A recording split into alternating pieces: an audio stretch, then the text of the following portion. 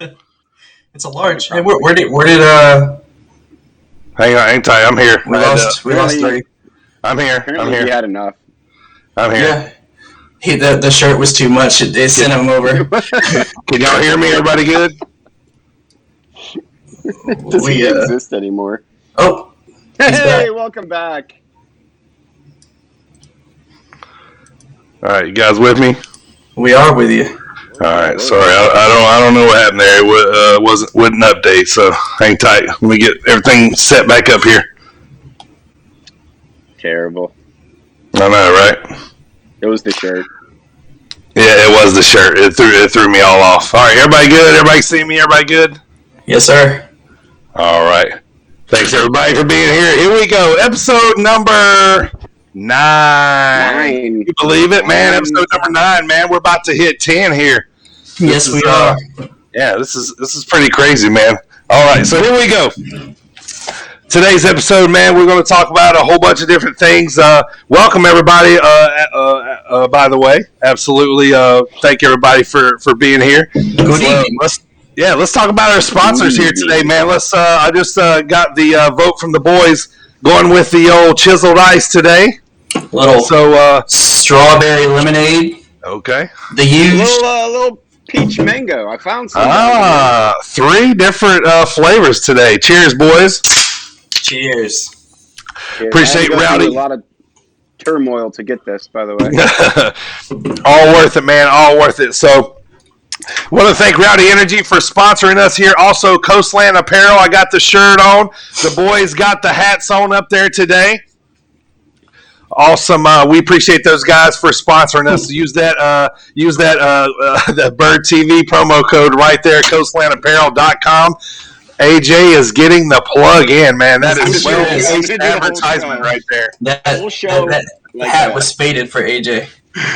Oh man, that's great. It was so this hat, so I'm in Georgia right now, on an island off the coast of Savannah called Tybee Island, and there's like these little random surf shops, like all along the beach and stuff. And I was like, hey, I want to be a silly tourist, so I went into one, to find some like stupid tank tops or whatever, and I found this Coastland hat randomly in the hat section of it was fate.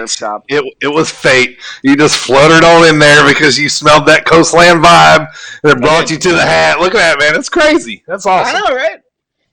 All right, Primo, tell us about the shirt, man. What's going on with that? You Roman Mark, you.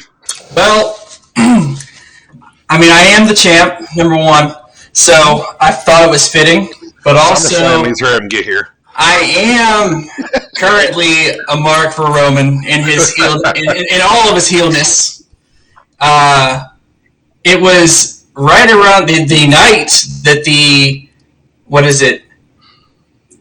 Stack 'em and Pin 'em shirt came out. When he came out with that one, I was like, oh, I gotta have that shirt. But then I was like, wait, I want the Acknowledge Me shirt. So I got this one instead. And I would have thought that like 2 years ago that any of us would be Roman marks, because I hated him more than anyone. And right, I agree. Yeah, when he was being forced down our throat as a babyface, it was right. Yeah, man, he's such a good heel. He's number one on all of our list of top babyfaces, right? Absolutely. Oh yeah. He was number one.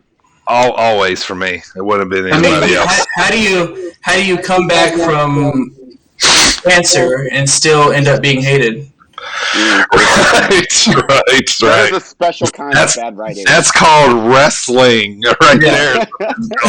You suspend belief. Right. And that works in all ways, shapes, and forms. All right, man. Let's talk about the episode today, man. Let's get rolling here. First of all, let me introduce these guys, right, man? My co-hosts, I appreciate them so much, man. First of all, from the land of the rattlesnake, Mr. Team Extreme himself. I guess we should start acknowledging him. But Primo Silver Fox, brother, appreciate it. Welcome to the show. Thank you. We are here. Yeah, also my guy, he's on location. He's going to be away from the mean streets of Chicago here for a little while. So let's welcome the original Dirty Dog himself, AJ. Yo. Dirty Dog. Thanks for being here, brother. Appreciate you being here. The original Dirty Dog. Primo, fired up, baby. Let's go. Wrestler history and birthdays. All right. This week in wrestling history, we had 1985. WWF taped their first ever Saturday night's main event. With the main event being the Junkyard Dog defeating JYD. Yeah. Fast forward. Go ahead. Had a very hard head, Junkyard Dog did. Love the headbutt. That's all I have for Junkyard Dog. I don't know. Moving up to 1994, EC Dub. They presented When Worlds Collide with WCW. Main event, Sabu and Bobby Eaton defeated Terry Funk and Arn Anderson. Bobby Eaton, one half of the Midnight Express. Wow. How crazy is that? Arn Anderson wrestled in an ECW match. That's all kinds of bizarre. Yeah, right. yeah. He talks about that on his pod. Oh, I know. Yeah, he's more the traditional wrestler. Yeah, imagine Arn in like a freaking death match. Like, come on. Like, wow. Imagine him taking a light tube over the head. Like, come on. No. Right. You'd want to see what he'd do to the other guy, though. And we go forward 3 more years. A little EC Dub WWF collab to 1997 when RVD made his debut on Monday Night Raw. Wow. Remember that. To defeat Jeff Hardy, unfortunately. Unfortunately. All right, moving forward, we got birthdays. Birthdays this week. We had a bunch of them, so I went ahead and went with the week of birthdays. Okay. Tito Santana, William Regal. No, Matador. Yeah. Strike Force. William Regal. He's a man. He's a manly man. Billy Kidman. Oh, yeah, and with his hands behind. Yeah. One of my favorite cruiserweights, Billy Kidman. What was the move he used to do off the top rope? It was like Shooting Star. The 7-year itch. He's one of the first people that I ever saw do that, and so that's why. Yeah. Lindsay Dorado, heroin addict. Lindsay Dorado, Scarlett Bordeaux. 1955, Vader. Cardona. Excuse me. Who's the moon? Cardona. I'm gonna talk about him a little bit. Texan Kevin Von Erich. Everybody's a Texan. The first African-American heavyweight champion himself, Ron Simmons. Ron Simmons. The old Florida State Seminole himself. I remember him. That is this week in history.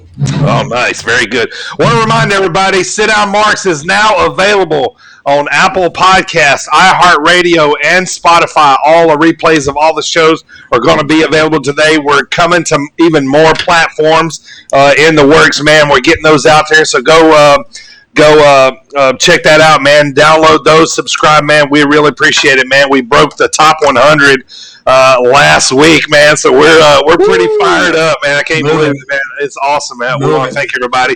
Also, everybody's Twitter handles are up on the screen today.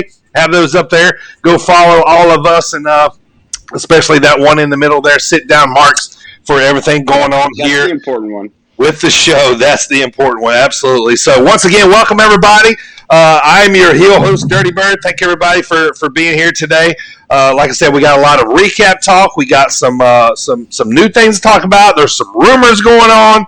We got pay-per-views coming up.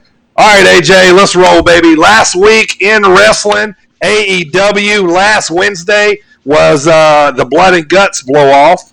So that would be the recap. They did announce May the 30th is going to be Double or Nothing. I haven't seen a site yet, but they started releasing not long before we went live here touring dates. So Goosebumps, baby! Yeah, going back on the road. Yes, sir. Which they haven't announced any cities yet, though. Like I'm assuming they'll be. They did announce a few cities. Yeah, they announced like 3. Texas was 2. There was like 2 in Texas, 1 in Florida. So obviously they're going to start with the more wide open states to begin. I think cities in Texas and Florida. Right. Excuse me. So AEW Blood and Guts. This was a good show. I just got caught up on it. This was a great show. I mean, it was not a lot of matches, but the matches that were there were either fantastic or they had, Dr. Britt Baker in it. Right. She was in a match. Anyways, so, one thing, they started off the show with pyro. I miss pyro. I know WWE is a little bit more like now. Batista. Yeah. Or yeah. What was China with like her little spooter gun? Yeah. Seth Rollins. Yeah. I miss Pyro. It's one of those things. Rated R Superstar, Kurt Angle. Mm-hmm.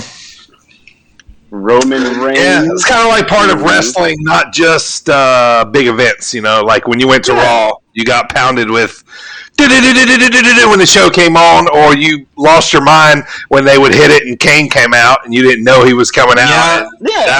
All of us have gotten caught by that. We went to a Raw one year, myself and Jet Dryer, and when the Usos came out, they still used to have the flames, and those flames were so hot. Yeah. Yep. I'm waiting on the Usos to come back out to the Samoan thing. I always love that. Uso! Come out and do a haka dance. Samoa. Yeah. Anyway, that's 2 impressions. That's way too many. I'm over my limit in the show. I get one, and we just started. So hey, Dirty, can you give us a little Big Show music? Whoa! Thank you. Well, it's the Big Show. That's all I wanted. I'm fired. You guys can handle it. All right, yeah. Take it easy, guys. So, that's a program. So, Blood and Guts kick off the show. Kenny Omega and MT Nakazawa versus Jon Moxley and Eddie Kingston. So, Don Callis says Omega isn't in the building. Nakazawa's going to have to fight on his own. Nakazawa looks confused, which he's like a great comedy heel. He's just a goober, and I'm a fan of him. Right. So Omega then comes out, attacks Moxley and Kingston from behind. At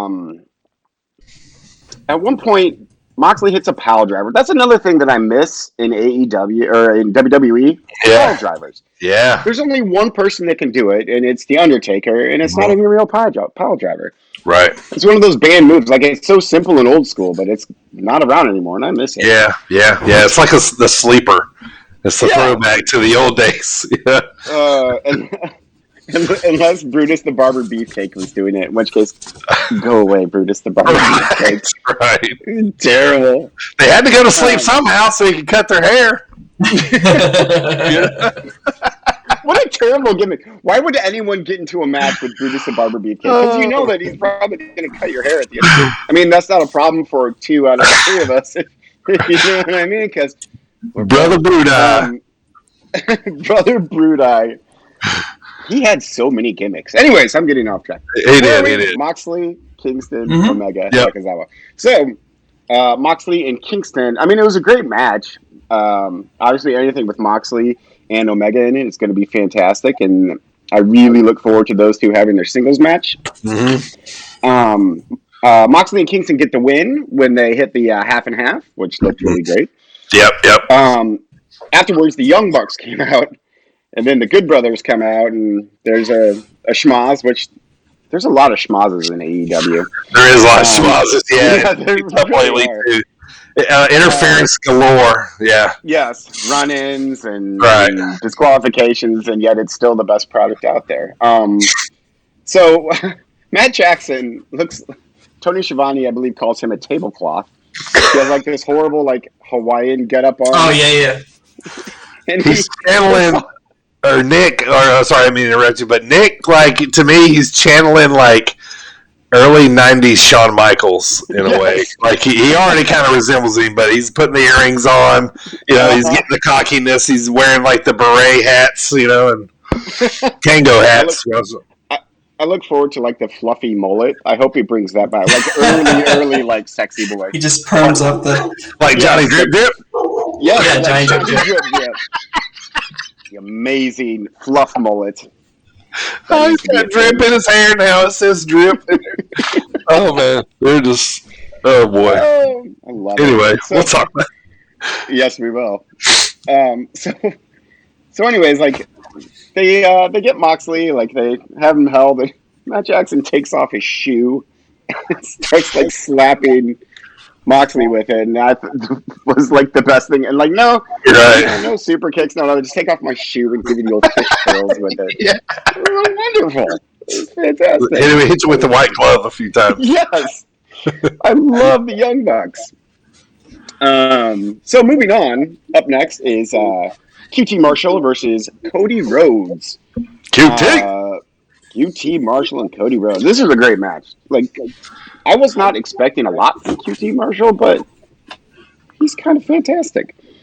Yeah, and I feel like they let go a little more on this match. It seems like the one before, they kind of held back a little more reserved, like they didn't want to let it all hang out, and now they're starting to, because I was a little more into this one, not expecting much going into it, you know what I mean? So, yeah. Like I was like, oh, this is going to be another, but yeah, it was a good match. It was a good match. It was. I heard that there were a little bit of problems backstage when Cody got opened the hard way. Like I tried to find the spot where, because he was bleeding just everywhere from his eye. Yeah, I tried to go back and watch it too. I couldn't see. I couldn't find it because right before that happened, he hit the crossroads, and QT Marshall kicked out of it, and then just blood everywhere, which I think they wanted to save for the actual blood and guts match. Right. Yeah.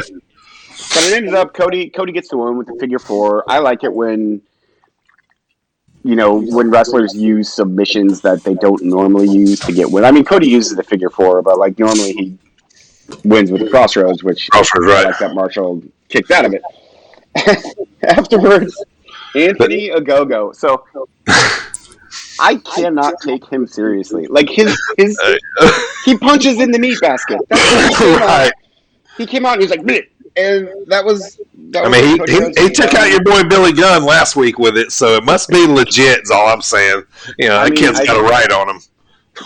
You could take any, like Billy Gunn would go out from like a chop. Like I just love that you said red basket. Chop. Red basket. Yeah, I heard that in a while. That's a wrestling term, though. Yeah, that's like how you say the midsection. The red basket. I mean, we all knew what he was talking about. I didn't think twice about it. Right, yeah, it was like right in the middle, right where the basket holds the bread. Oh, so Anthony Crimson Mask. Right. Yeah, that was a weird little split there. I was kind of looking too. I was like, dang, how did he get busted? I was like, what did I miss? And I rewound it. Why? And I was like, no, it just, I don't know, man. It might have just been a quick little, I don't know. Yeah. Like at first I thought he opened himself up on purpose, but I couldn't see that. So apparently it was hard. And backstage they weren't real pleased with it because again, wanted to save all the red, as they call it in WWE. Yeah. Guts match. Gotcha. So up next, there's a quick promo with Ethan Page and Scorpio Sky. So Scorpio Sky quotes Jim Carrey's The Riddler, where he's like, "Riddle me this." Oh yeah. Riddle me that. Now it was awful, and I was like, "What are you doing?" And then he calls Sting a mosquito, and I was like, "Why aren't you calling him a bee?" Because bees sting.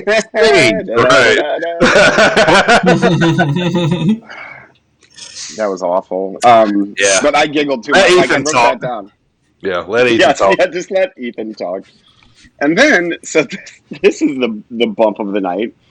So Ethan then cuts a promo, and then Darby Allin comes out and attacks, and holy God, he gets thrown down an entire flight of concrete steps.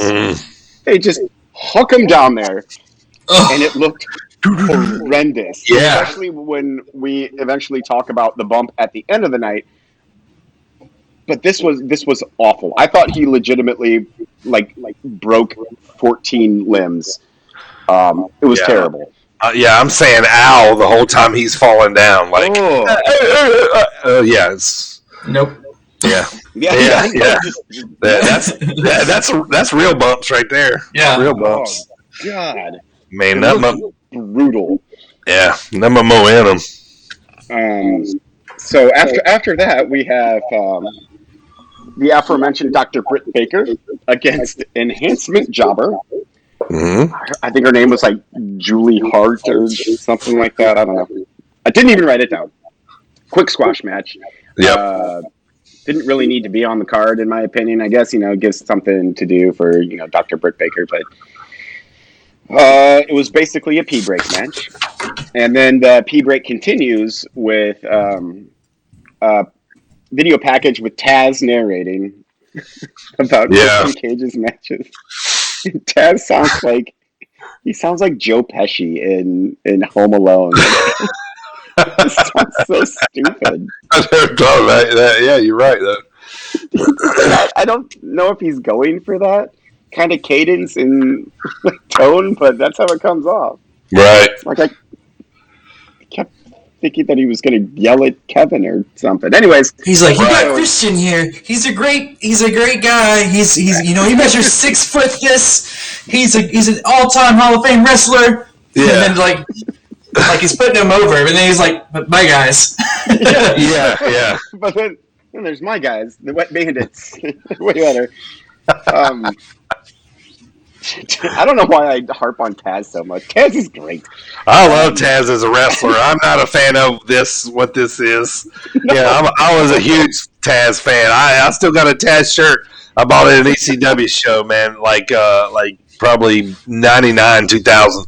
But yeah, like I love it. But yeah, this iteration is something wrong with him. Yeah. So after that is the 4-way tag match to decide the number one contender for the Young Bucks Tag Team Championships. And this match was just a giant mess. So it was the Varsity Blondes featuring Brian Pillman Jr., which I like him, man. I'm assuming we all just watched the Dark Side of the Ring with Brian Pillman. Yep. All right, let me say this real quick. Brian Pillman Jr., that dude screams babyface. I mean, look at him. White meat. He's green. Girls are going to freaking love him. Young kids are going to love him. Dudes are probably going to wish they were him. He just comes off as that kind of guy. So I think megastar when I see this dude. I mean, he's already got the pedigree. You know what I mean? Yeah, So, you know what I mean? Like, I just, the first time I seen him was at a Black Label Pro show in Crown Point, Indiana, and he was super green. Might have even been one of his, 3 or 4 matches. And guess who they threw him in the ring with, man? Joey Janela. So and it was great, man. Like, Joey paced him through the match. Like I said, he was, really green, you know what I'm saying? And he almost kind of looks even still a little nervous. But anyway, not to get off on it, but this dude's got the makings, man. He's got the looks. If he can talk halfway as good as his dad, this dude's going to shine, man. I'm telling you. That's almost exactly what I wrote down here. Yeah. So, Varsity Blondes featuring Brian Pillman Jr. and Dirty Your Boy, Jungle Boy, and Luchasaurus as part of the Jurassic Express, which made me laugh. Christopher Daniels and Frankie Kazarian as SCU. And so... SCU! The Acclaimed. Terrible. Just... So Castor raps. And how? Oh, I forgot about that. Yeah, it wasn't good. Just awful. Not that I could do better, but why did they do that? I think you could do better. You're not going to find out. Yeah, not here either. I'm waiting. I can wait all day. Take the show hostage. Anyways, this match was just spot after spot after spot. Right, yeah, spot fest. fan, but which is great. It reminded me again of like old like TNA matches, like the old the X Division matches, and sometimes that's great. Like you don't always need story in a match; just let them go do things. And athleticism. Yeah, love it. It was great. So ends up SCU gets the pin over Brian Pillman Jr. Kind of thought that. I don't know why he took the fall in this match. I couldn't figure that out. I was trying to figure it out, and I couldn't do it. Yeah. Like, make Jungle Boy take the fall. Like, Dirty, I know you love him so much, but make him fall.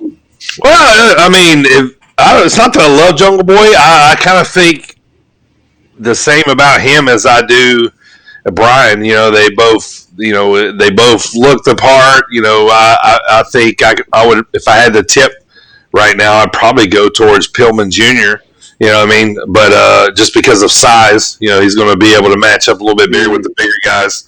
You know, it looks like Jungle Boy. I don't know if he's going to get any bigger. You know what I mean? So, I mean, not that that's, you know, a big deal, but you know what I mean? Like, you know, just in the grand scheme of things. But yeah, I mean, I don't know. He's probably more than happy to do the job right now. He's a new guy on the scene. You know, and they put him on. They're putting him on TV a lot here lately, whether it's matches or on the sidelines. So, you know, I don't think it will hurt him, but yeah, Jungle Boy could have took that one probably easier. So, you know, as long as they protect him later, if they're going to give him the push. Yeah, Jungle Boy is their hot commodity that they will protect at all. Right. Up next is a little promo from Yuji Nagata, which was really cool. I wasn't expecting that. Obviously, Japanese legend Yuji Nagata. Yeah, absolutely. And they announced a match for Nagata versus Jon Moxley. Is that next week, or is that Double or Nothing that they announced? I can't remember. I think it's a Double or Nothing. I could be wrong. Okay. For the U.S., Japan? U.S. IWGP. Which I totally forgot that Moxley even had that belt. I did too. I mean, they basically created that belt. Omega had it for a little bit, and then I'm not sure. Maybe Will Ospreay might have had it, but otherwise, yeah. Oh, Juice Robinson had it for a little bit, and then Moxley had it. Right. So now it's I didn't know he still had it. So I could see this going back to Nagato. You know, why all of a sudden are they having a match? Like, why all of a sudden is this belt a big deal? You know what I mean? Like, I think Moxley might have been like, I'm not going back to Japan for a little while, so, you know, so got to get it off me. Put it on somebody else, yeah. That's going to be in Japan to actually defend it. I like it. Yeah. Yep. So, up next we have, apart from the Blood and Guts match, my favorite moment of the entire night. It's Tony Schiavone interviewing Kenny Omega, which Omega is fantastic.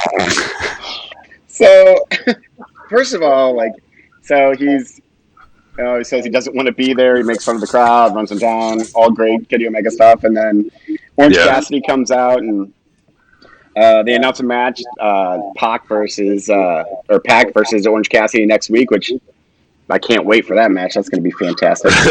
Serious guy versus non-serious guy. Yeah, it's going to be great. This is going to be worlds collide right here, man. Yeah, I can't wait to see Orange kick packing the shins. I know, right? With his hands in his pockets. The dumbest things to look forward to. Like, Pac's going to be like, dude, like, it's great. It's going to be great. Yeah. No, I'm going to love it. So then Omega is running down Orange Cassidy, and this is like my favorite line ever. He was talking about how he's cool and all the kids want to dress up as him. Omega's like, yeah, they want to dress up like you and go to their sock hops. I lost it. Like, the fact that he said sock hops is amazing. And then he stole Orange Cassidy's glasses and put them on Nakazawa. It was just great. Like, everything, the whole entire segment. Yeah. Was fantastic. Good tongue-in-cheek humor. Up next, a promo with Miro, which makes me sad, so I'm just going to kind of skip over that, because Miro's such a disappointment in AEW. Makes me sad. My boy Rusev, just, yeah. Yeah. Okay, so now, to the main event, and so there's a lot going on in this match. So I'm going to kind of go as fast as I can because I know we're taking way too much time on AEW. So I apologize. Okay, all good. Here we go. They start with Sammy Guevara and Dax Harwood. Fantastic spots happen.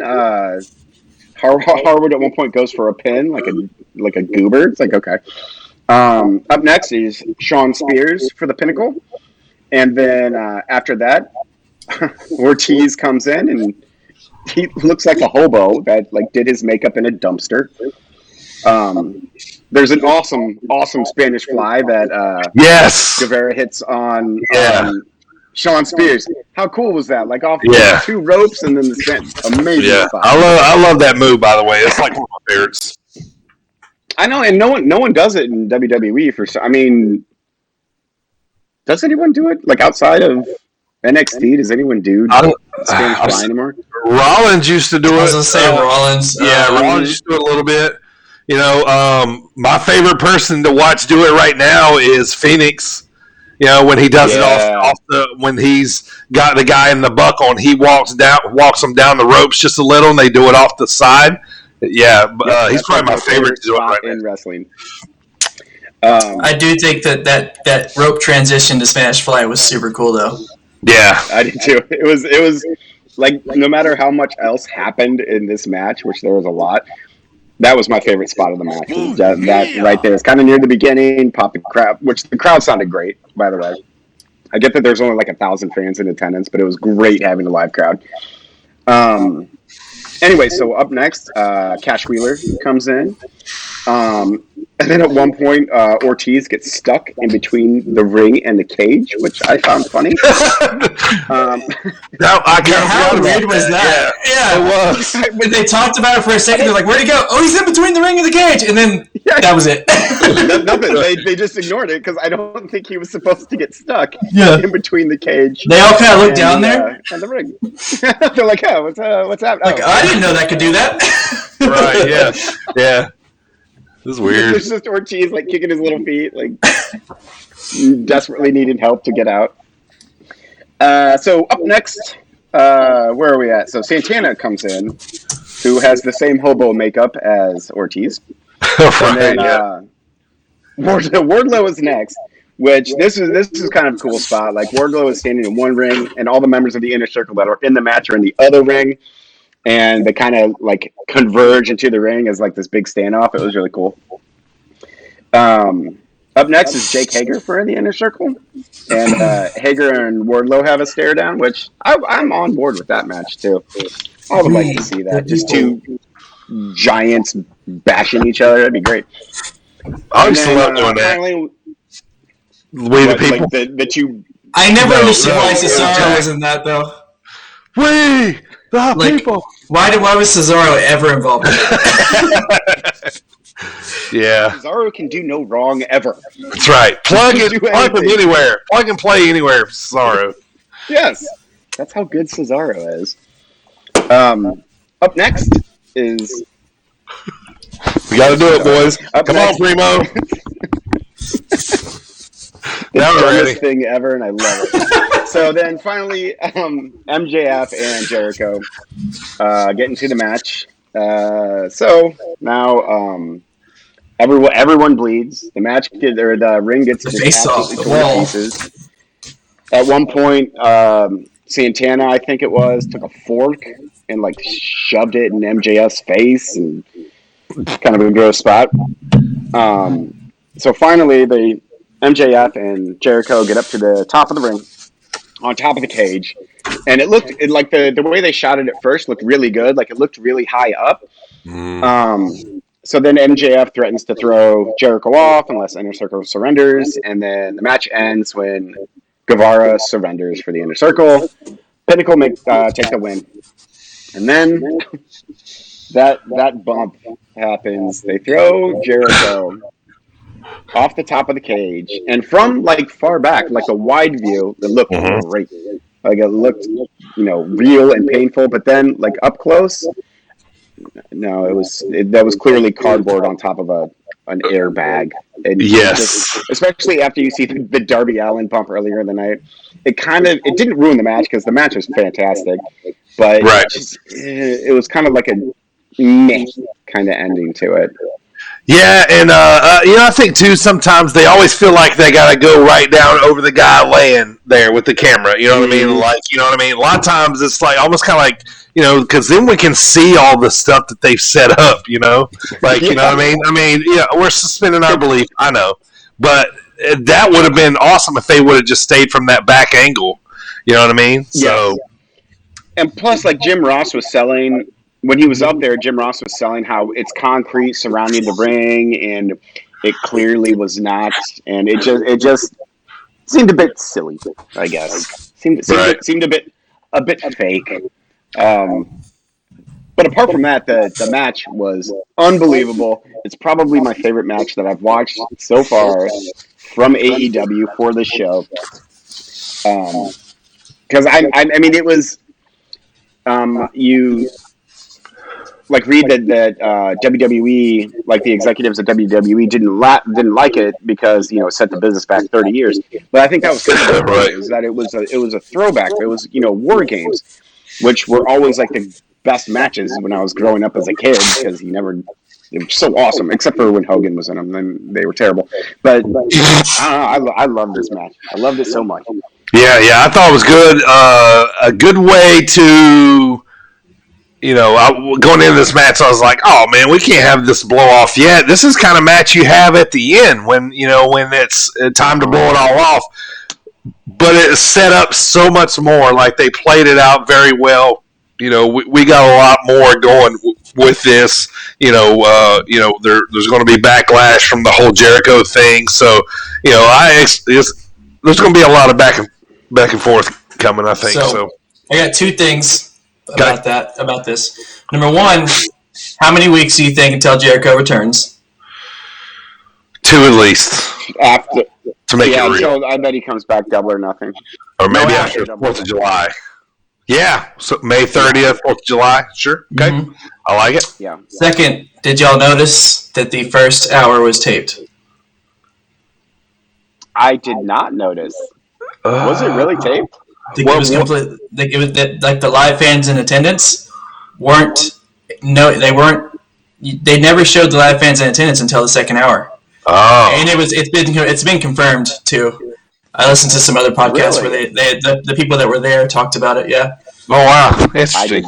I did not notice that. I didn't notice either. But I think that's kind of my quarantine wrestling brain. I'm not watching. That's true. That's a good point. Yeah. It doesn't matter. I need to be reprogrammed to watch fans and listen. All the fans are just like, oh my god. Right. Yeah.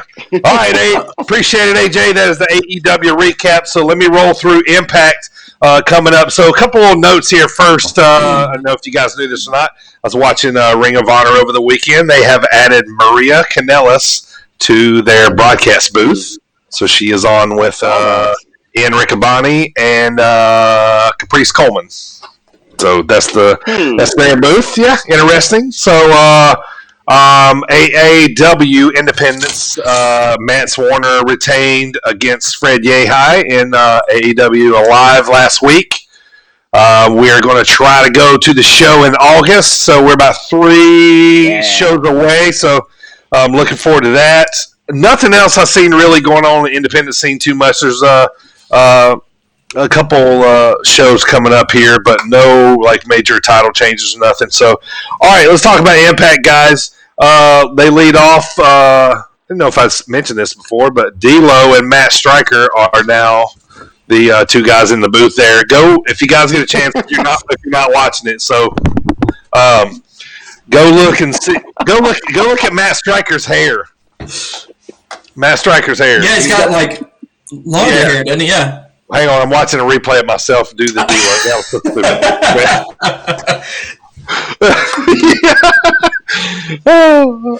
I love that. That's great. Anyway, you're looking at the real deal now. All right. So D'Lo, Matt Striker, they start talking about Under Siege, which is May 15th this weekend. Excuse me. We start the show, recaps from last week. Rhino takes on Chris Sabin with James Storm. Chris Sabin wins. He is now in the 6-way match, number one contenders match at Under Siege, which I'll cover that later. So they go to the back and they show Brian Myers. He's pissed that Woo Woo Woo beat him in the last match to get into the 6-way.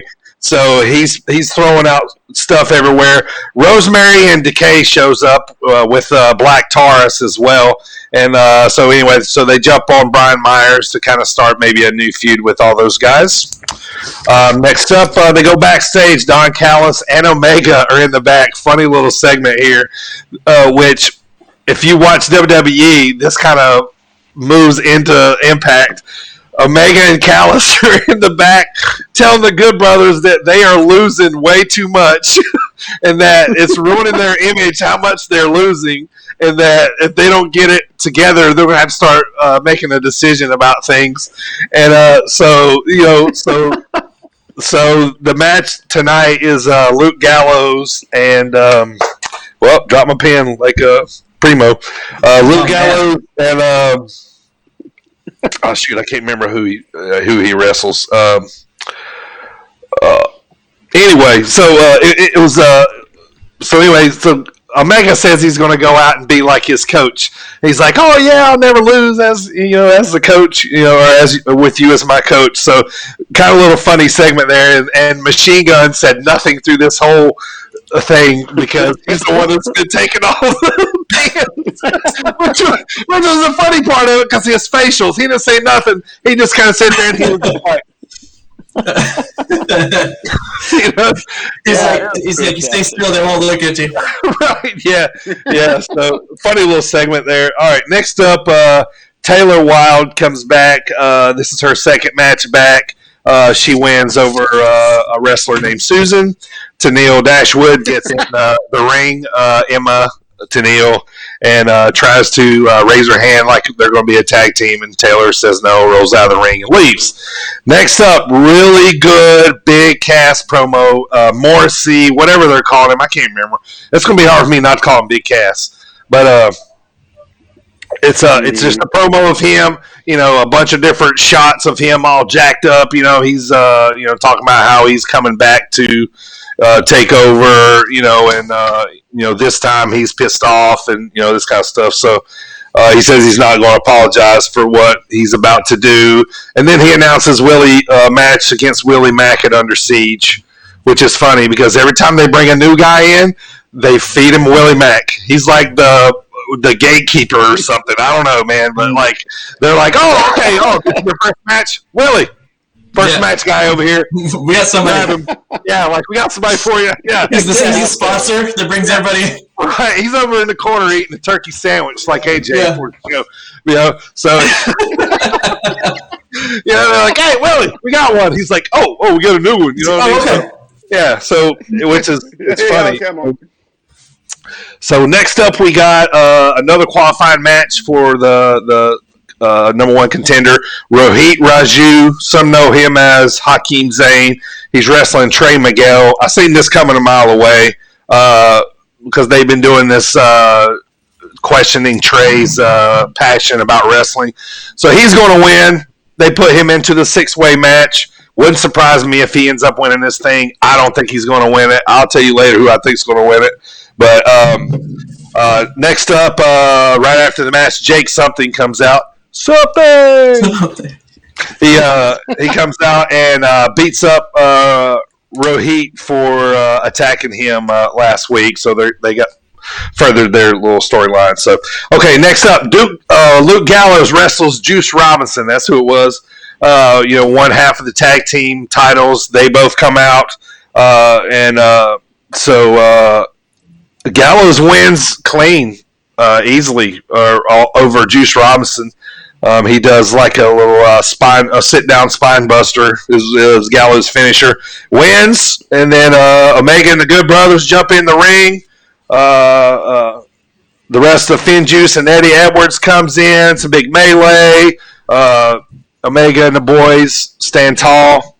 So end of that match. And then next up, I don't know if you guys ever, they got a new wrestler. His name is El Phantasmo. He is he's a guy from New Japan. He is 2-time Super J Cup winner. This guy is full-blown Bullet Club to the max. This dude's coming out. He's doing this, like all the way walking to the ring.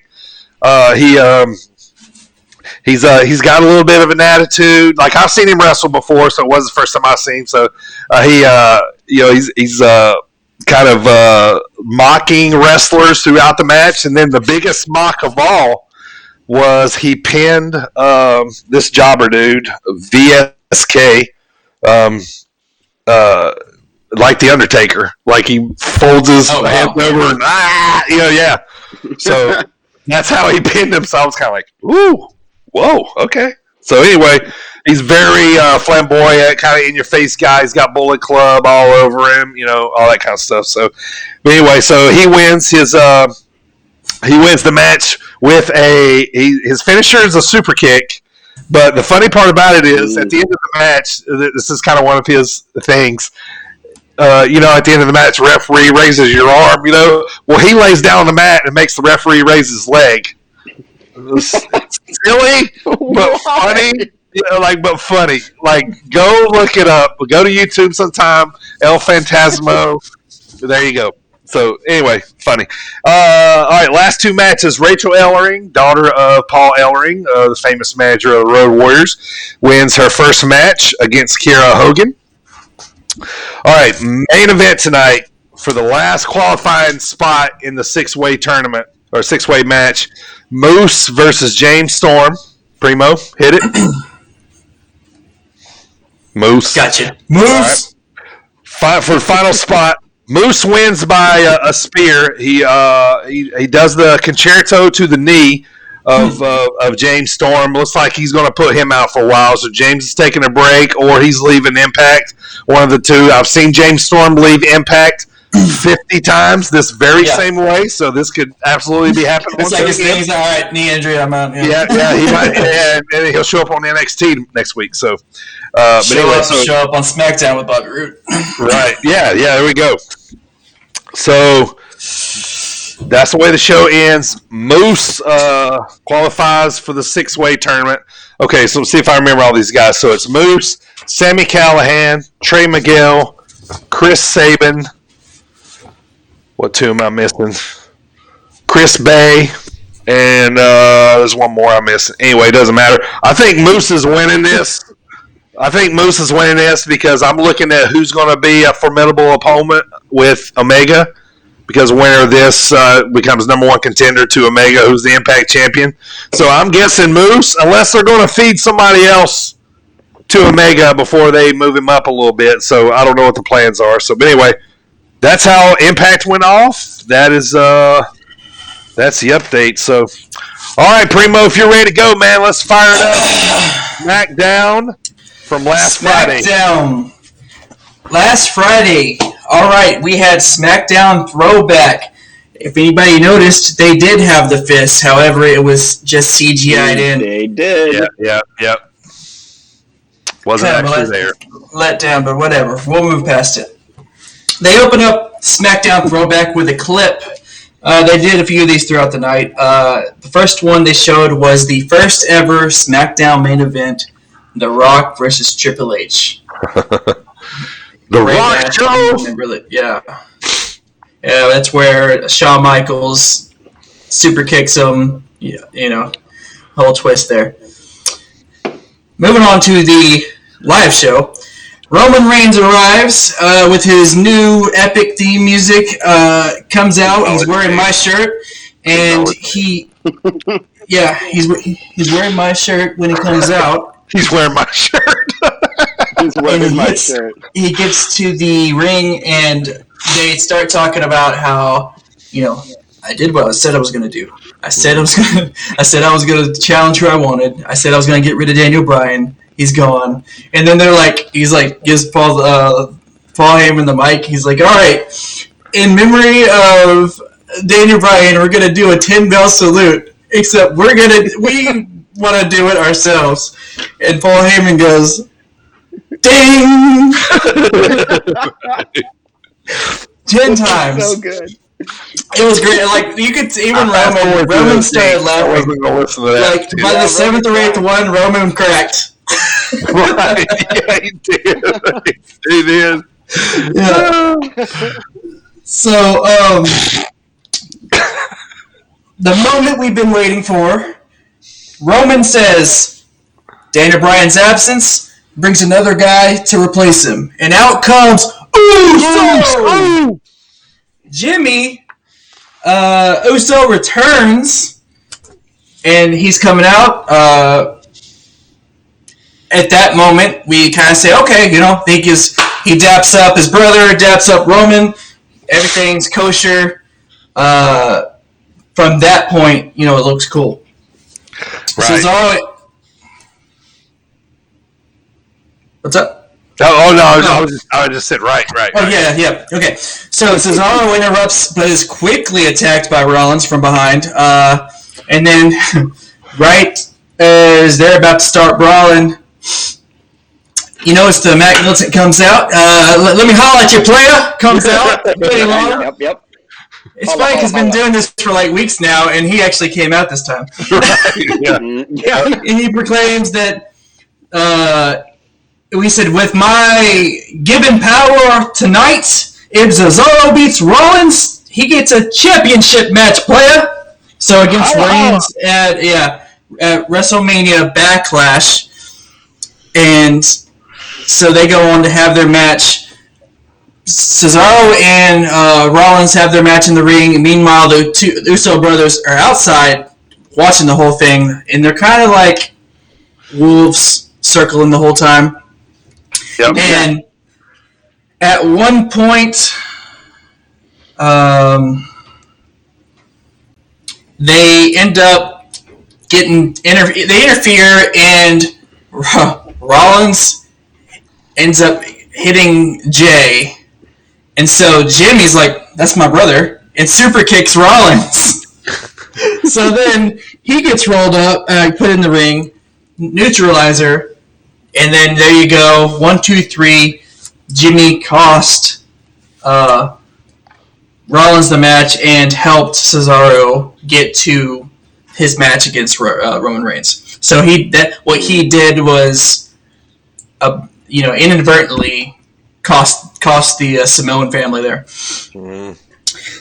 I get that they wanted to like plant a little bit of dissension in the Roman faction, but why do it at the cost of a clean win for Cesaro? Maybe I'm just saying that as like a giant Cesaro mark, but it kind of bothered me just the smallest little bit.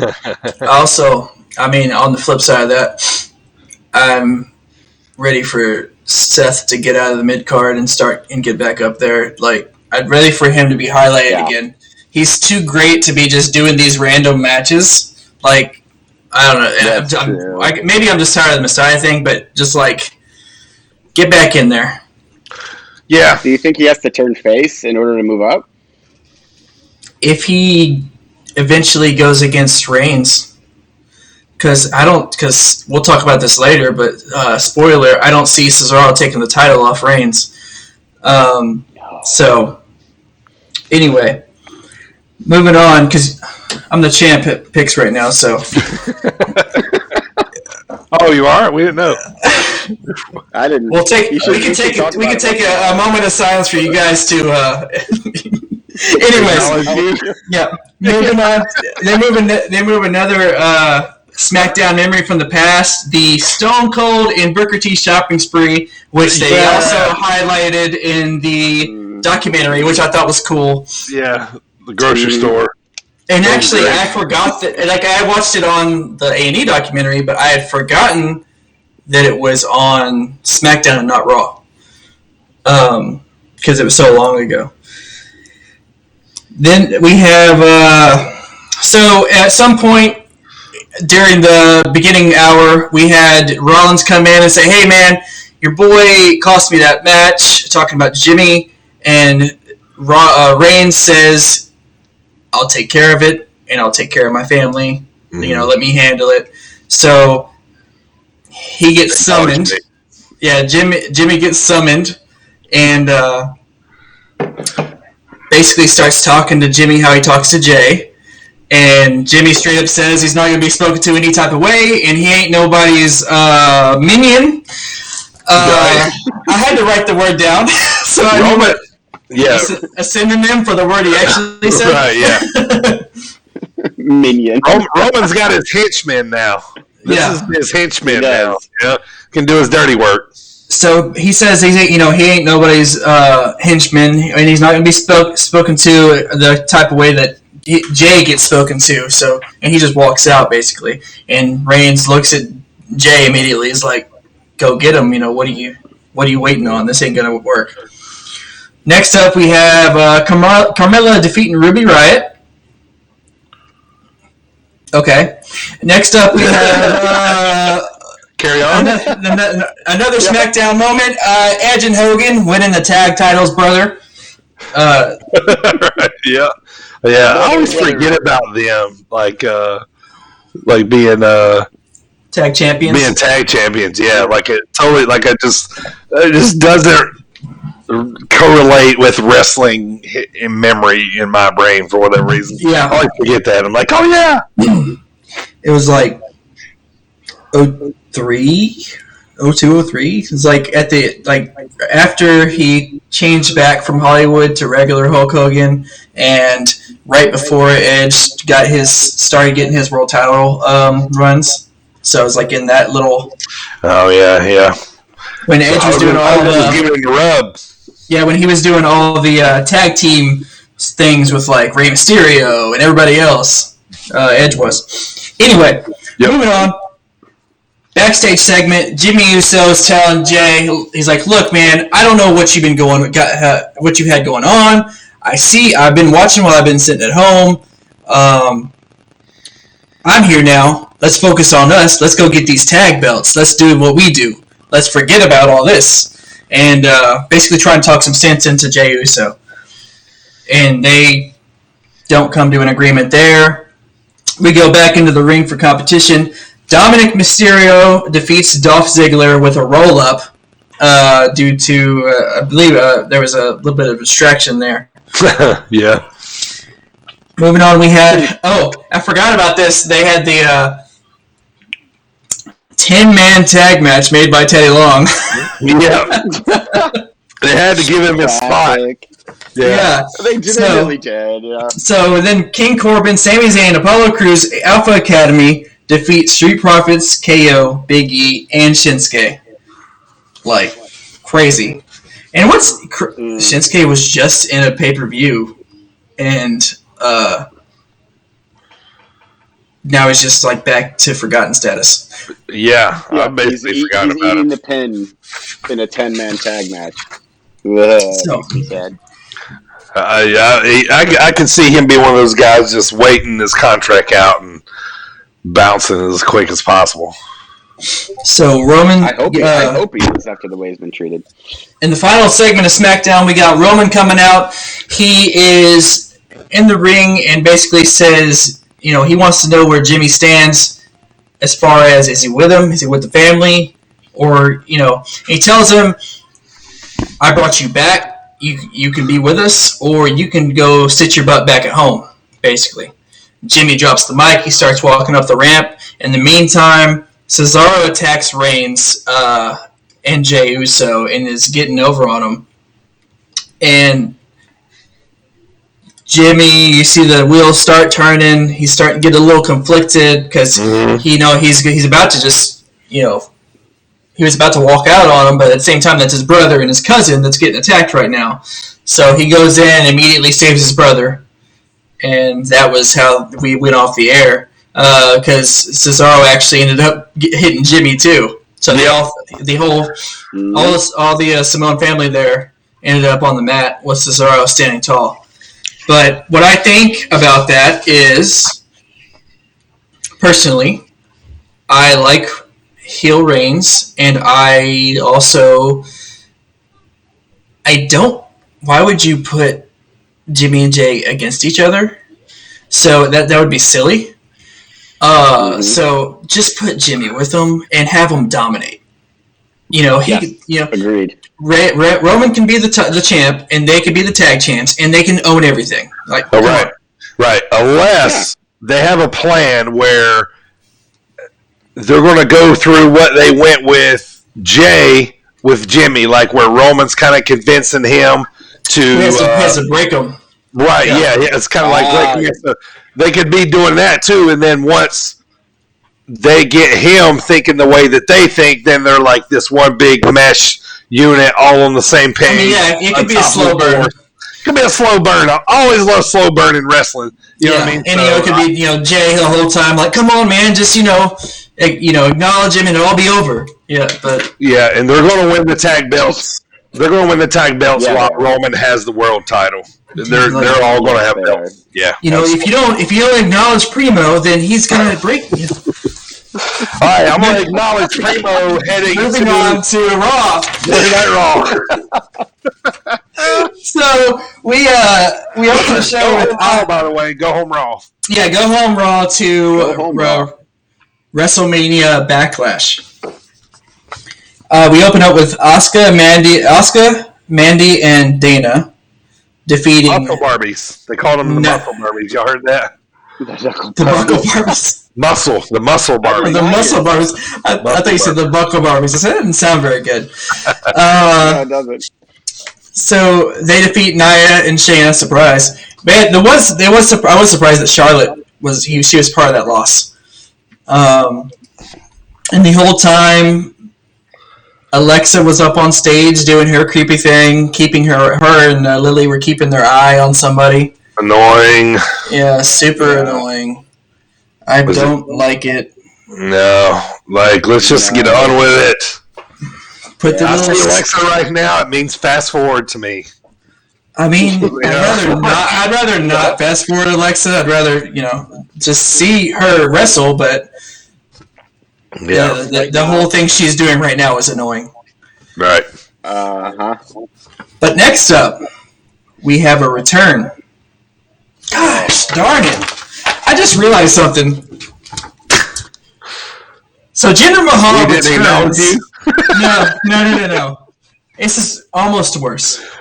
Jinder Mahal makes his return. First of all, he has two guys with him. They didn't really talk about that at all, surprisingly. Yeah. I But just kind of stood there the whole time. He makes his return at the expense of Jeff Hardy. What is it with people coming back? They fed your boy. They did. They're sitting there like, well, no, don't get me wrong. I actually really like Jinder Mahal's world title reign. I was a fan. I'm not a fan that he shaved his head, but you were a liar.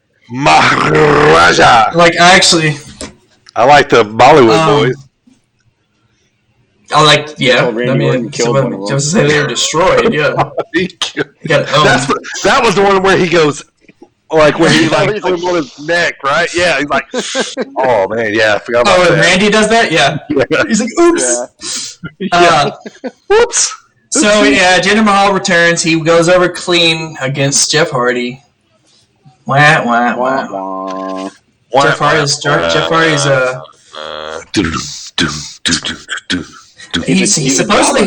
supposedly he's bringing back No More Words theme song whenever fans come back. Oh really? Mm-hmm. Okay, that's been right. He's confirmed that a long time ago, but that was last year. Moving on, we had. Are you going to bring Willow back? I hope not. I wasn't a fan of that. That was. I mean, he did that in TNA, and it was. I remember that whole thing. Yeah, I seen that not long ago. TNA. I can't imagine TNA being like, okay, we want the rights to this character. This is ours. No one else can have Willow. Right. Willow is over. He's stalking Rockstar Spud. Mm-hmm. Get out there and get over, Willow. You imagine Dusty Rhodes telling that to Willow. Nick Aldis, Magnus. Get over, Willow, baby. Yeah, man, right. Yeah, Magnus. Next up, we had RK Bro, and that's my favorite tag team right now with the New Day. They defeat Riker and Elias and AJ and Omos. So, basically, Randy kind of slithers out of the ring while everybody, like, a little bit of chaos ensues there. Waits for his moment to strike. Then he ends up taking out, I don't even remember who he took out. I think it was Elias, or Riker. But anyway, he RKOs him, gets the pinfall. Then he turns on the New Day and gives each one of them. I thought it was so funny because Matt Riddle was like, "Bro, we're not gonna make any friends if you keep doing this." And Randy's just like, "Come on, kid." Yeah, continuing the serious, the big dog with a little Scrappy running next to him. Because earlier in the night they were talking about what's all funny and stuff. He's like, "You know what I find funny? Kicking people in the face, making people bleed, killing legends, killing careers, burning things." Burning, I said that too, Which that's a new thing he does. That's not even a thing he's done in a long time. Right. I know, that's like 2 years old. He found burning things. He's like, I'm going to go with this for a while. I love Randy Orton like this. Like, he hates everyone. There's no like prejudice in his hate. It's just spread against everybody. He's the get off my lawn. He's the old get off my lawn guy. Oh, you little whippersnappers! Right. Yeah. It's a bunch of stupid kids having fun. How dare you laugh? So Sheamus has a match with Humberto Carrillo, and they end up having a pretty nice match. They brawl, basically. They go at it, and Sheamus defeats Humberto, I believe it was via countout. They both get double countout. Ref stoppage. Oh, that's what it was. Outside the ring. Yeah. Which is that real? From there's conflicting reports, but you don't know what's real and what's a work. But, right. Yeah. But yeah, so Sheamus wins. Next up, we have Shelton, Benjamin, and Cedric Alexander. The blow-off. The big blow-off, boys. From that everyone loved. They're already fighting. Right, yeah. So Cedric... Say this for the pay-per-view. Cedric is basically... pre-show match. Running circles around Shelton the whole time, and... because Shelton's, he's kind of tired and he's getting old. But then, at the last second, Shelton's like, "All right, kiddo, come here." He pins him, and he teaches him a little lesson there with his veteran instincts. So Shelton wins that match against Cedric. That's the end of that. Wasn't much to it, really. No. That's nothing at all. This next match, though, I thought was kind of weird. The fact that they had this on Monday Night Raw, when this was the original WrestleMania Backlash match, which is Rhea Ripley versus Asuka, 1-on-1. Right. That was the match for the pay-per-view until Charlotte inserted herself into it. Right, yeah, that was it. And Rhea went clean over Asuka. Right there on Raw. Clean. Right before the pay-per-view. So it's like, sure. I don't know what they're doing there. Yeah, is Asuka relegated to putting people over now? Is that where we are? She won for long enough, so now you got to lose some. You got to balance out that win-loss record. Sure. Wrestling. Next up, the man in the purple tights, Damien Priest, defeats John Morrison, and with the distraction, second week in a row, distracted by Miz, causing Morrison to lose. So, is Johnny Drip Drip going to end up being mad at the Miz at some point? Or... Yeah. Sounds like dissension is happening here. But Johnny won the match, so all is well in Miz and Morrison camp. in Johnny Drip Drip land. Yeah. I can't be asked. No, Johnny lost the match. Johnny lost the match? I thought he won that match. Because Damien Priest was able to choose the stipulation for the match. That's what it was. I don't know where I was thinking something else. And he chose the stipulation. Which means he was talking to Adam Pearce and saying the stipulation he wants, which is it's fine, but the way they talked about it, I had to rewind it to understand what they said. It's a lumberjack match, and that's cool. But I didn't even get it the first time they said it. I had to rewind. No. So he chose a lumberjack match. Yeah. Next, main event. This was Raw just has not been doing it for me lately. SmackDown is getting better. If I had to rank WWE right now, it's NXT, SmackDown, then Raw. Same. Yeah. So, main event, Drew and Lashley, one-on-one. They're fighting. Eventually, the whole night they had this angle going where supposedly MVP is going in business with Braun to take out Drew. Same thing they did last week where they went into business with Drew supposedly. Blah, blah, blah. Braun comes out, says, I'm a monster, I don't have allegiance to nobody, and destroys everyone. So, that's how the match ends. Braun standing tall. He almost shoves MVP's cane up his behind. And that's about how the show ends right there. Yeah. I'm Raw, not my favorite wrestler. Very predictable right now. Yeah. Raw. No. Yeah. All right, let's take a little spot here, guys. Thank Rowdy Energy for sponsoring today. Everybody's all drinking different flavors. Cheers. Cheers. All right, next up, NXT from last night, which was pretty good. I'm loving this whole Karrion Kross deal. I love this guy's entrance. I don't miss it any show. I love it's I love these vibes that WWE's or the NXT's kind of putting off right now. I like where they're going with a lot of these stories. I almost felt like this was almost a pay-per-view level with some of these matches. I like how they do that with NXT. Yeah, I kind of and with AEW. Though they'll have a regular televised show that has pay-per-view caliber matches. Sure. So we start off the night. Feel to it and stuff.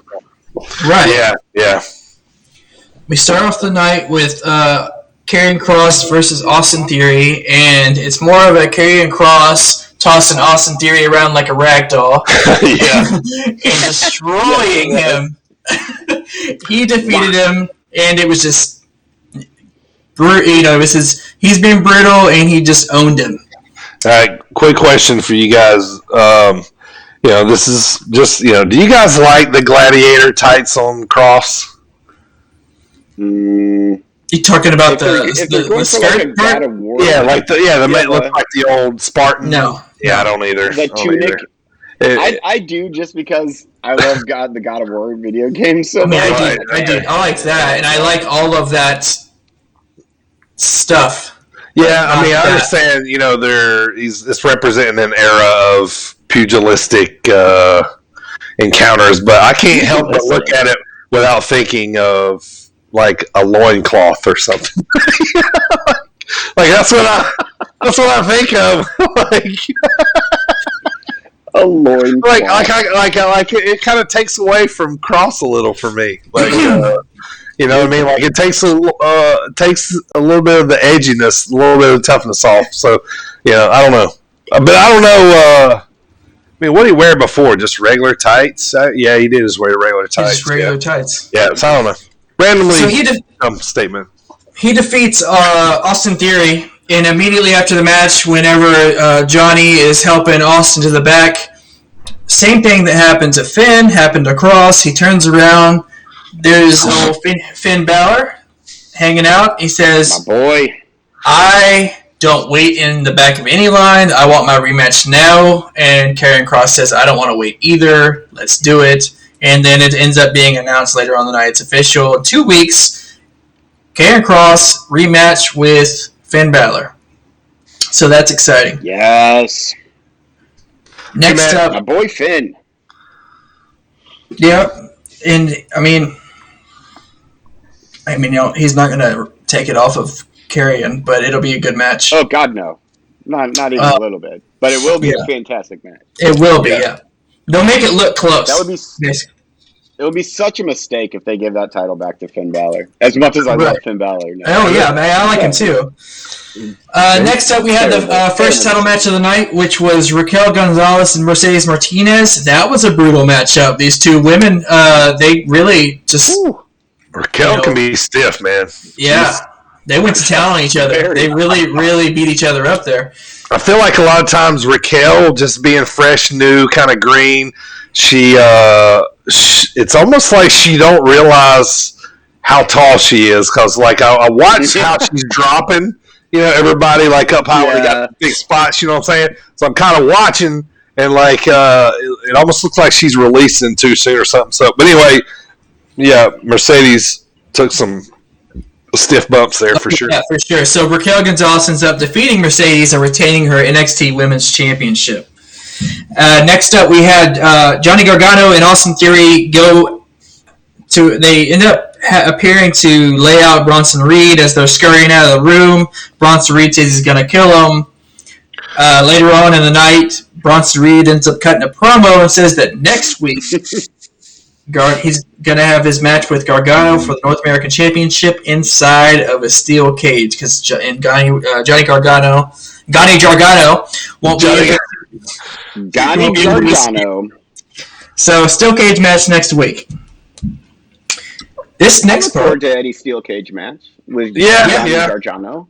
Johnny Gargano. Gargano, yeah. Bronson, too, he's kind of been on the cusp of winning, like, the North American, I think he gets it. Yeah. I did, too. Yeah, because I feel like if not now, for Johnny, he's going to get it. Yeah, he's going to get it. If something screwy doesn't happen in the steel cage, then he'll get it, like, at the next takeover. But, next up, I thought was another one of the cool parts of the night. Isaiah Scott comes out and says this part, what he said was kind of dumb, but he says it's about to get spooky, and then Hit Row shows up on the Titantron, and out comes his entourage that they called him last week. They come to the ring. He introduces his faction he has here, Hit Row, that features Top Dollar, which is the guy from Treasures, WWE Treasures TV show. Oh, I haven't watched that yet. Does he host a show or something? Yeah, he is. Okay. So I know what you're talking about. I just haven't seen it. Yeah, he's on that show. That's him. His Top Dollar. That's his name. The next other guy is the lady wrestler is Be Fast, and then you have Ashanti the Adonis. And then at the end there, they did. Go ahead. What, did you say your name was Be Fast? I didn't catch your name at all. Like she said Be Fast, yeah. F-A-S-T? Yeah, like breakfast. He said like breakfast.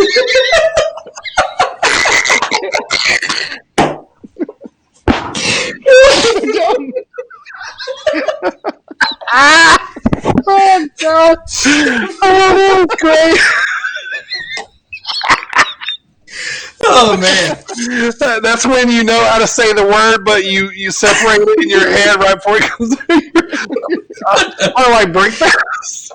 Yes, Primo, like breakfast. Yes. Yep, exactly like that. The weirdest part of this whole thing, which I thought was cool that Swerve Scott has his own thing going, because, it looks like he's going to get a push here. It looks cool. At the end, I don't know if y'all were watching, but they all did like a Sierra Miedo sign, which is kind of weird. It was like that, wasn't it? It was sideways. Yeah. It was like down. I can't even do it because we need more Miedo. Yeah, you gotta Hit Row in there somewhere. I don't even know where you get Hit Row. We're too close. I'm trying to the chocker here already, so we don't have much.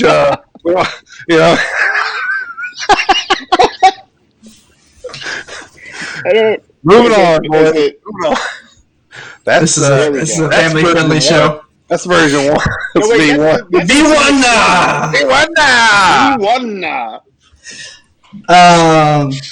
Speaking of, I was going to mention that actually. All of Raw and SmackDown, they have the thing come up with the sidebar. I'm just like, Matt Facts. Every time. Matt Facts. I know, yeah, when they put Matt Facts. Yeah, like how many titles they've won and stuff. Right. Yeah. Like Hardy, man, this dude's the innovator, man. He did it for everybody else. Shannon Moore, you are my first MFer.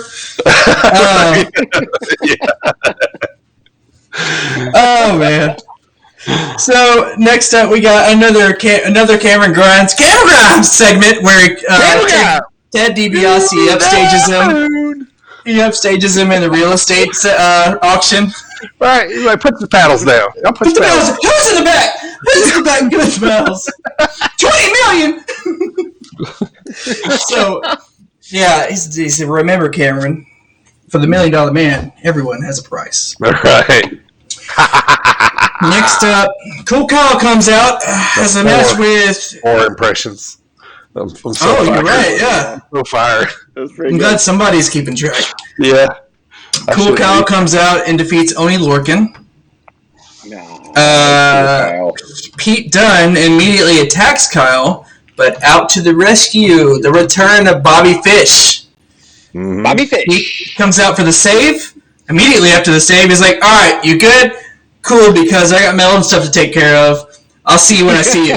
How much fish could Bobby Fish fry? Yes, Bobby Fish could fry fish. Remember that? Riddle? Don't remember that? No? No? No. No? Riddle That's did good, that. though. Yeah, that's hilarious. He did that like not long before he went. He was doing a little skit. That's good. How much fish could Bobby Fish fry? Bobby Fish could fry fish. Fry fish, yeah. Main event. Well, here we go. 2 out of 3 falls match. Little side note: my favorite 2 out of 3 falls match is Triple H and Stone Cold. Anyway, 2 out of 3 falls match. Santos Escobar secures first pin. Fall via pinfall. Kushida immediately answers back with an armbar and makes Escobar submit. And then with the second fall for the victory, Kushida defeats Santos Escobar to retain the Cruiserweight Championship. And thumbs down. Wrong result. Not a Kushida guy, but continues on. Triple H is a Kushida guy, and that's all that matters. Yeah, well, I'm more of an Escobar guy myself. Me too. Yeah. All right, so that will complete all the recaps from last week. Tonight, AEW. Thursday will be Go Home Impact show. Friday will be Go Home SmackDown show. So that's what's coming up. All right, guys. We're going to pick Primo's brain today, but we're going to pick Primo and AJ. It's a quick little question today. Nothing really, just a quick little question to ask. So let's look at the graphic here real fast.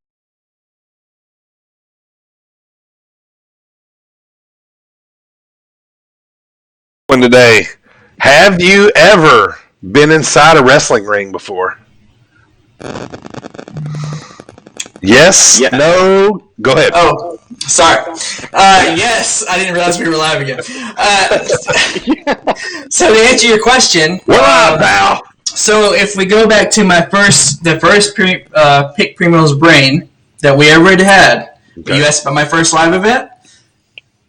That NWA 360 left their ring at the gym, and I was also a member of that gym. So me and my buddy would go and do all kinds of stupid stuff we shouldn't have been doing inside that wrestling ring, and it was awesome. Mm-hmm. All right, go ahead, AJ. Tell me your story, and then I want to ask you one more quick question. So I was the WWE was doing a house show in Bloomington, and I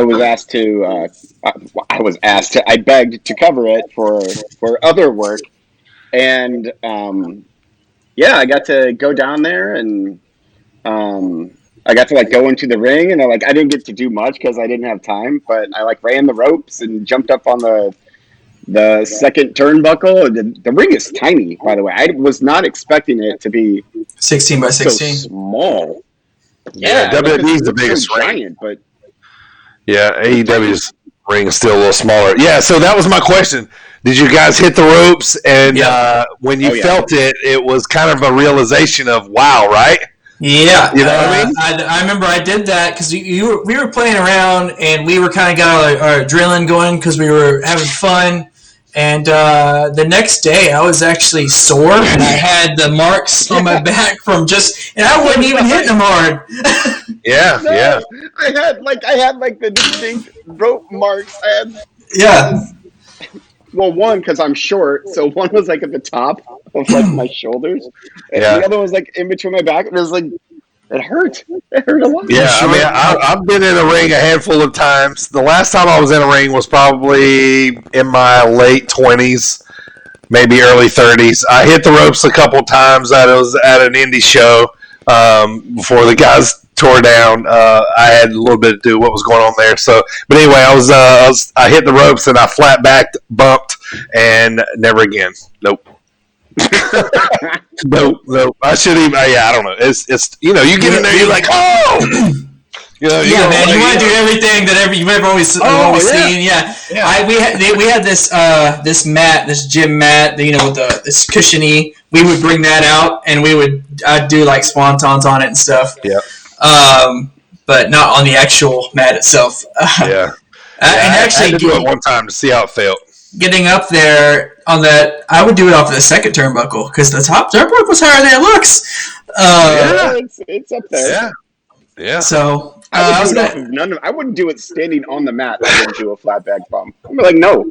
I am much too weenery to. You said you're short. How tall are you, AJ? Like 5'9", but still. Well, hold on now. That's not that short. I'm 5'8". Well, I lied a little bit. I'm 5'8" without shoes. 5'9" with. I'm 5'9" with cowboy boots on. So yeah. Dang, I'm gonna start hanging out with you guys. I'm gonna look like a giant next to you guys. All right, so that is. Go ahead. We used to bartend together. Remember that when you way up here and me like down here? Yeah, I looked like I used to have when I was a security officer. I had a partner that was 6'4". Yeah.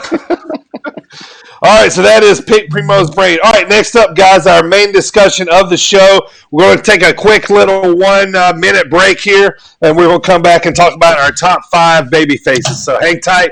We'll be back here in 1 minute.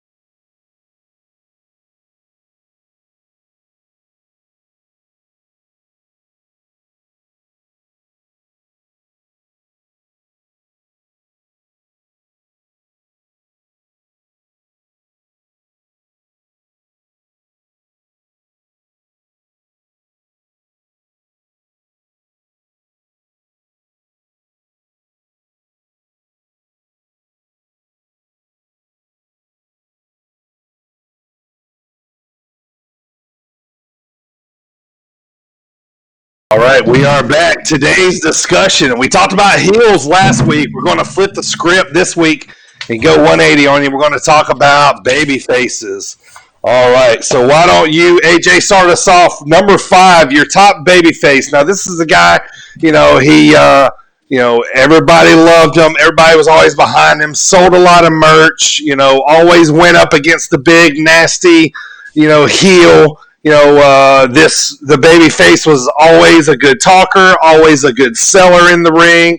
Made the women cry when he got beat up, made the old ladies hit nasty heels with their pocketbooks because they were beating up on the baby faces. So that's what we're looking for. So here we go, AJ. All right, buddy, start us off. Number 5, man. Who you got? With their pocketbooks. Yeah. Well, first, number 6, honorable mention, my pen, which I always have yet to drop. So, number 5, one of my number 5 favorite babyface of all time. He was number 1 on my list of heels, so that's how good he is. Chris Jericho, Y2J. Chris Jericho, my number 5. Break the wall down! Just like I remember, like the Lion Tamer, which I wish he still did, was like the coolest looking submission move like ever. Like, and just everything about Y2J, like the way he talked, like in his in ring, abilities, like he was just outstanding. Like he's either face or heel. In this case, face. He's one of the best ever. Yep, totally agree. Primo, number 5. Number 5. I do like AJ's pick there. I purposely made a conscious decision though to not put any of my heels on my babyface list, even though they could flip. However, maybe one of your guys' heels is on my list.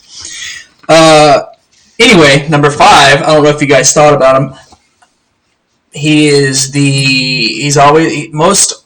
I'd say 95% of the time he's been a babyface.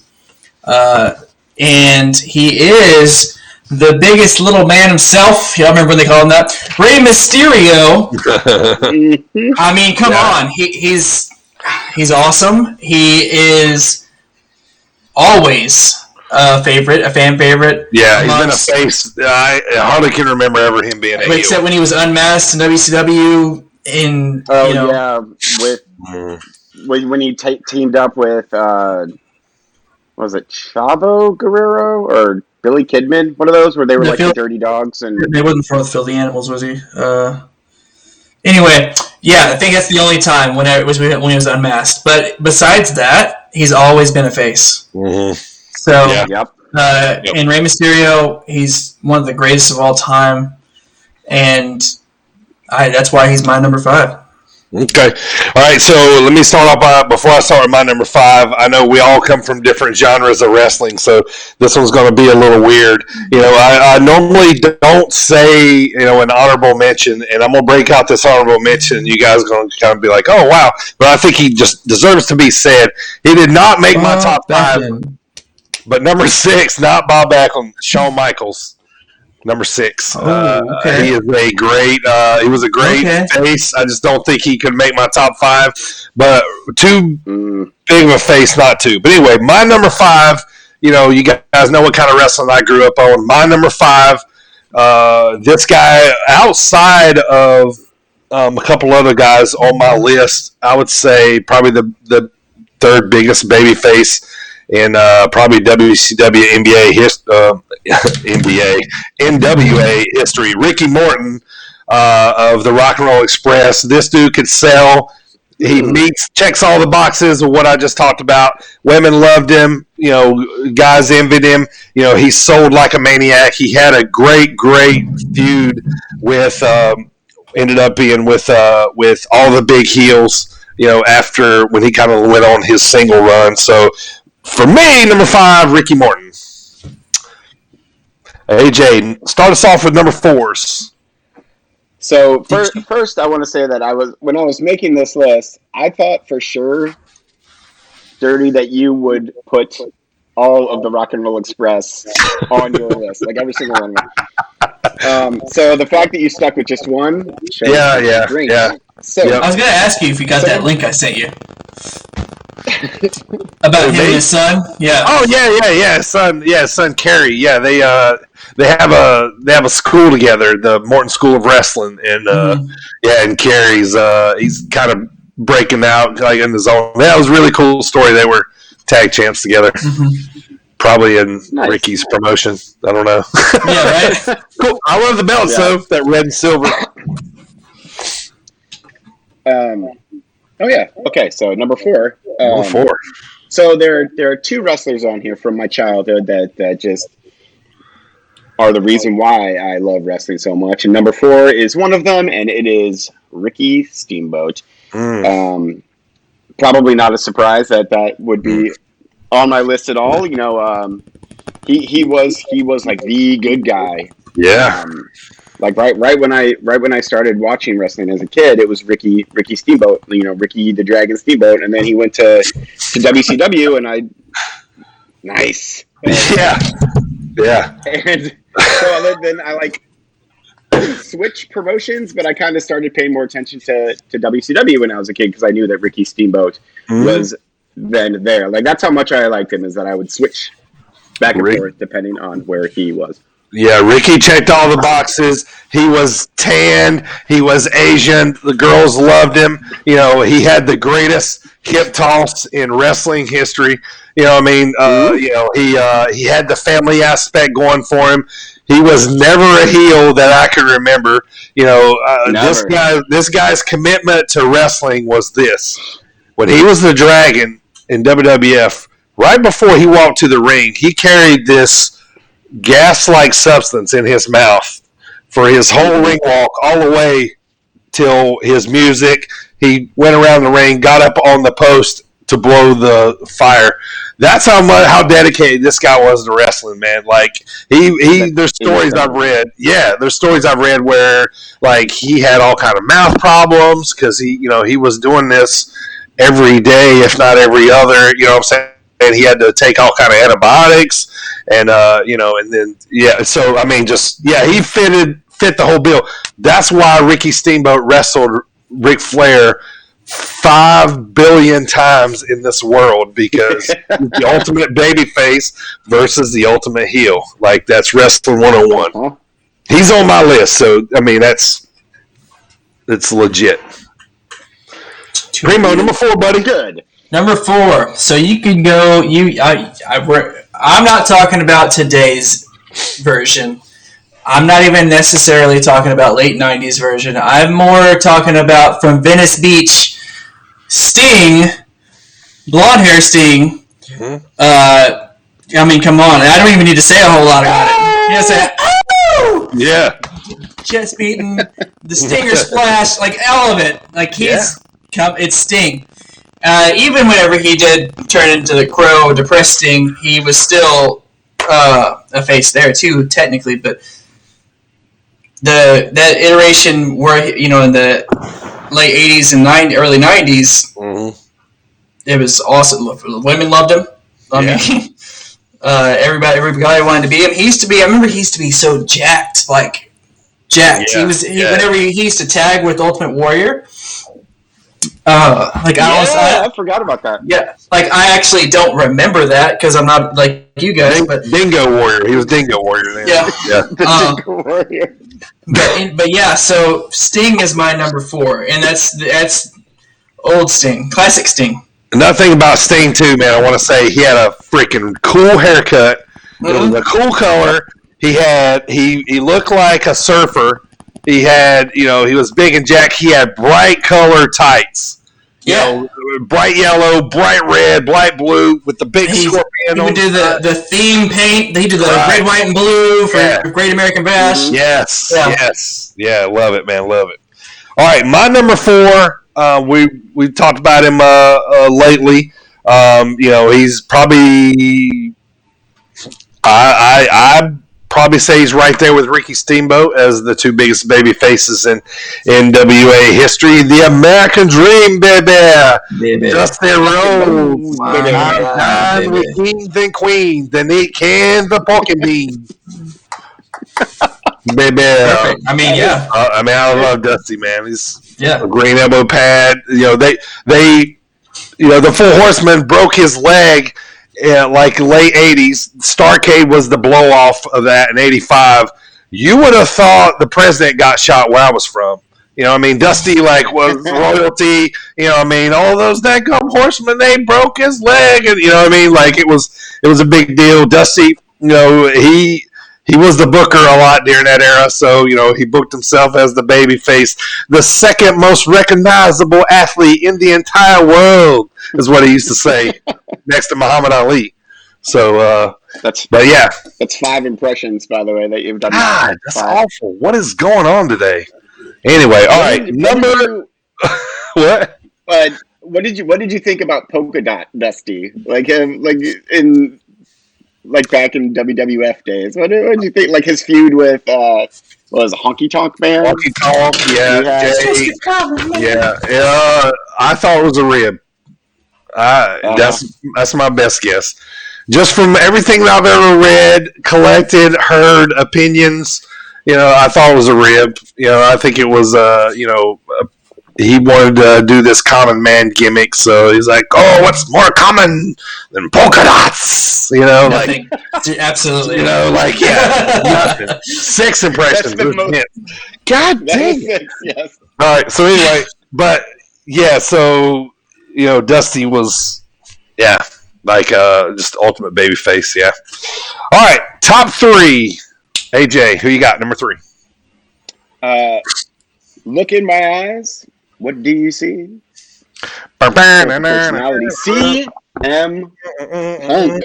CM Punk. CM. I love being in Chicago chanting that. It's like it's adrenaline, man. It's adrenaline. Yes. I want all of us 3 to be at a pay-per-view and CM Punk surprises. We mark out like little ladies. Oh my God. I would cry like a child. I would get the vapors and I would cry like a child. Yeah. One chick magnet Punk, who he was a great heel too. Mm-hmm. But as a babyface, I mean, there's only been a couple more guys in the past 20 years that have been more over as face CM Punk. And being from the mean streets of Chicago as I am, or slightly south of Chicago, how could CM Punk not be on this list? So my number 3 is CM Punk. He's been gone since 2013. They still chant his name. Still. Yep. Any show. Yeah, any show. Not just in Chicago either. Like the Pittsburgh, they chanted, and it's amazing. Money in the Bank, one of my favorite pay-per-views. Cena versus. Restills the title. Yep. Yeah. Love it. That's good shit. Was the last one. He had the kill switch entrance. 6 impressions. Yeah. Anyway, move on. Number 3. Number 3. Dirty's honorable mention. My number 3. I had to get somebody from Texas on my list. Hbk Shawn Michaels. Not so much 90s. Not so much like 2000 because that's whenever he was ready to leave. But when he came back for his second run in the business. Not that bullet, Sean. When he got a smile back. When he got a smile back. When he started getting on his knees and, the whole thing. From then on, that whole face run, he made you, like, especially with that feud with, I don't want to get into this too much because it'll be on, we'll talk about this next week, but the initial rivalry with his best bud, Triple H, just made you feel for him, Yep. Spoilers. Right. So that's my number 3 is Shawn Michaels. All right, number 3, we've already talked about him, so we'll move on. Ricky Steamboat for me, number 3. AJ, number 2. Number 2. Top 2, boys.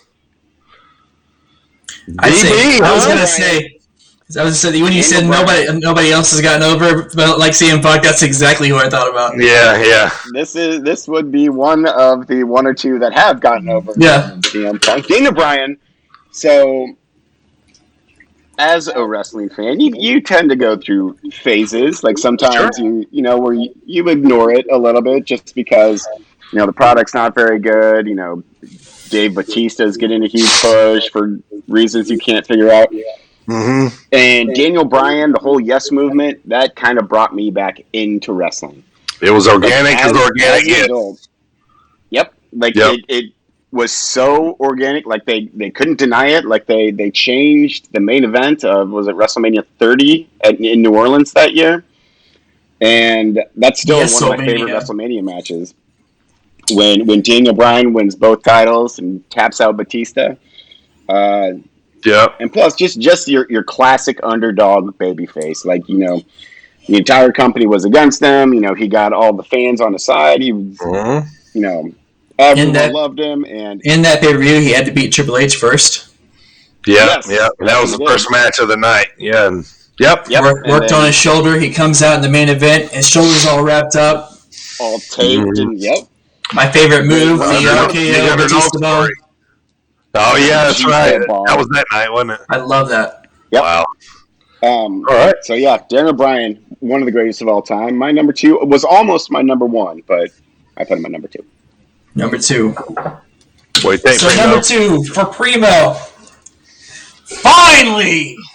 The Rock has come back to Primo's list. He made it to my list. He can be acknowledged just like me. And he is one of the greatest faces of all time. Obviously, the most electrifying men on the planet are in sports and entertainment. Electronic. Electrifying. Electronic. Electronic man.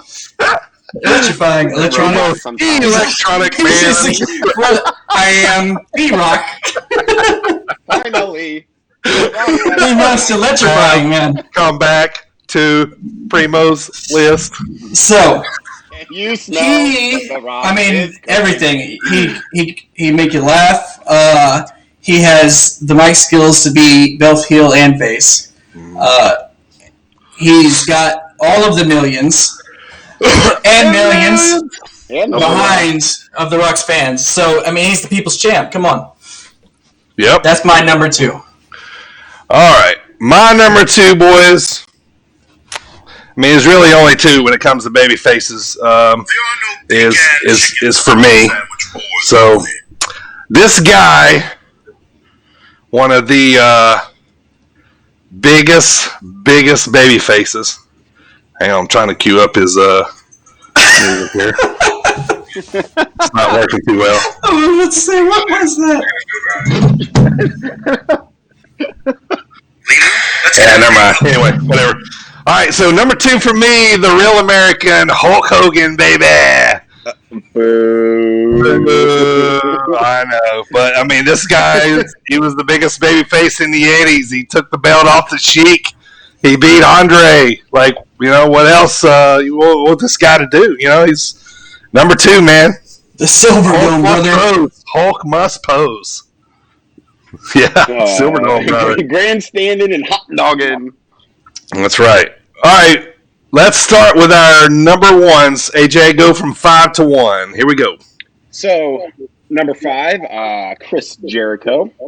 Number 4, Ricky the Dragon Steamboat, which I didn't know that about his fire stuff. As a kid, I just thought he was magical. Number 3, Chick Magnet Punk. Number 2, Daniel Bryan. And number 1, which the whole entire reason why I love wrestling. We've already talked about him, so I won't go into it much. A man called Sting. My favorite babyface of all time, for all the reasons that, Primo, you already mentioned. And then even when he turned into Crow Sting, I thought he was just awesome. Like, he had I thought he was awesome. Like, cool. Yeah. Yeah. He reinvented himself, man. It was really cool. Yep. Yeah, I mean, you can't argue with that. That's still my favorite look of any wrestler of all time is Crow Sting. The Crow is actually one of me and my older brother's favorite movies, too. So. Yeah. Is it really? Yeah. Brandon Lee. Nice. Yeah, Brandon Lee. Yeah. Brandon Lee, yep. Lee. All right, Primo, who you got up to top? That was... Yep. Go ahead. No, AJ? go ahead. Oh, okay. Number 5, I got Rey Mysterio. 4, Sting. 3, Shawn Michaels. 2, The Rock. Number 1. So he sucks at being a heel. And I can only really remember the one time he was a heel in TNA. He's my favorite wrestler of all time. You know it's Jeff Hardy. Get out of here. Of course. We saw this from a mile away. I know, exactly. It's no secret. Yeah. He is a terrible heel, though. Yeah, he is a terrible heel. Great baby Unless face. he's though. Willow, in which case he's a great heel. All right. We need to bring back Willow. For me, number 5, Ricky Morton, Dusty Rhodes at 4, Ricky Steamboat 3, Hulk Hogan 2. Number 1, this guy don't know how to be a heel. He's the biggest face in the history of wrestling. You know, he does all the Make a Wish.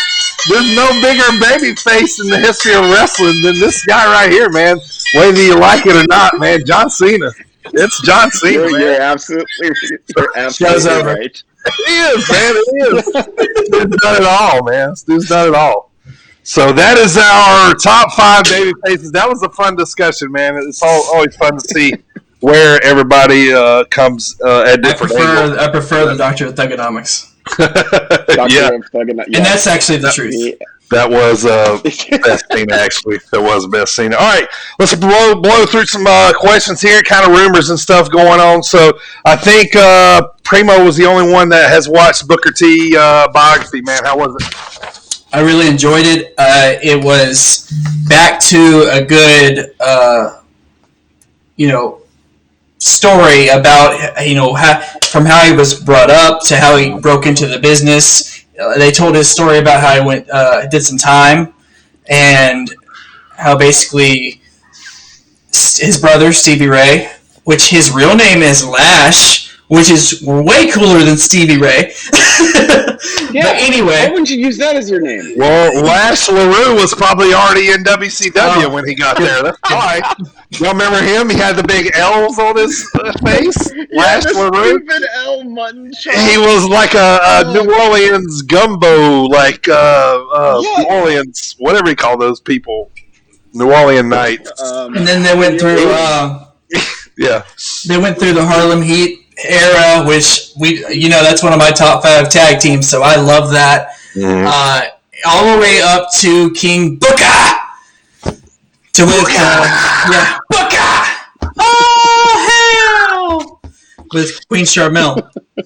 So, and they even talked about reality wrestling. So, yeah, overall, it was great. I think the only thing that they didn't talk about was his, what they call his what's his podcast called? Hall of Fame?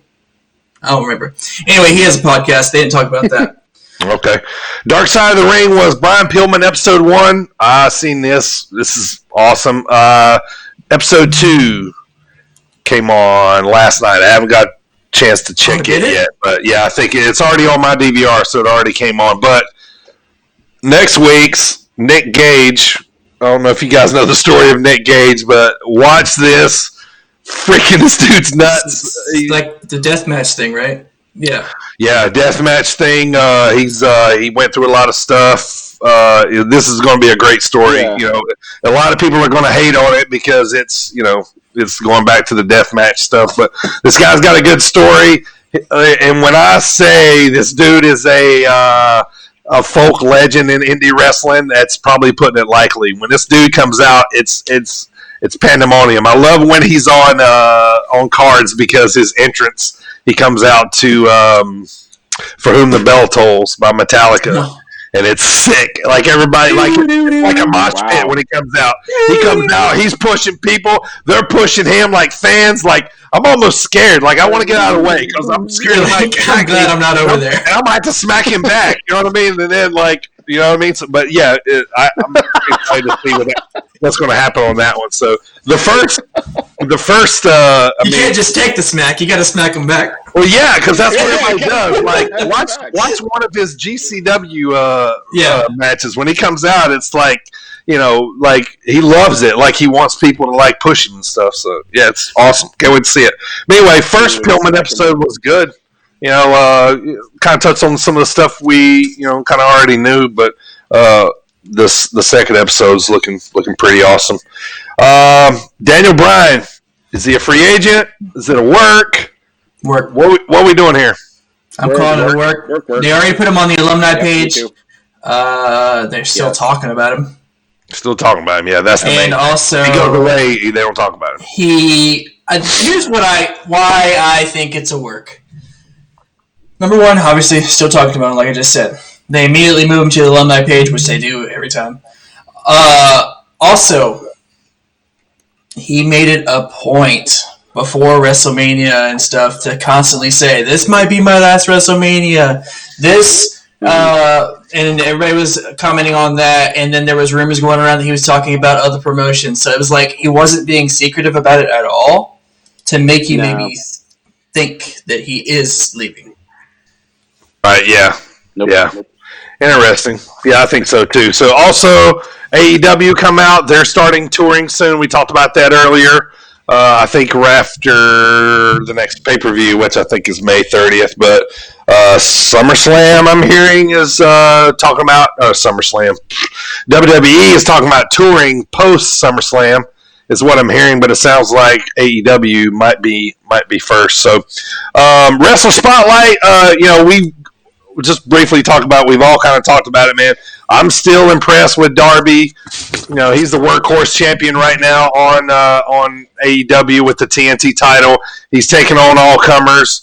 I can't remember who it is he's wrestling tonight. Somebody's he's putting the title against somebody. It's Miro tonight.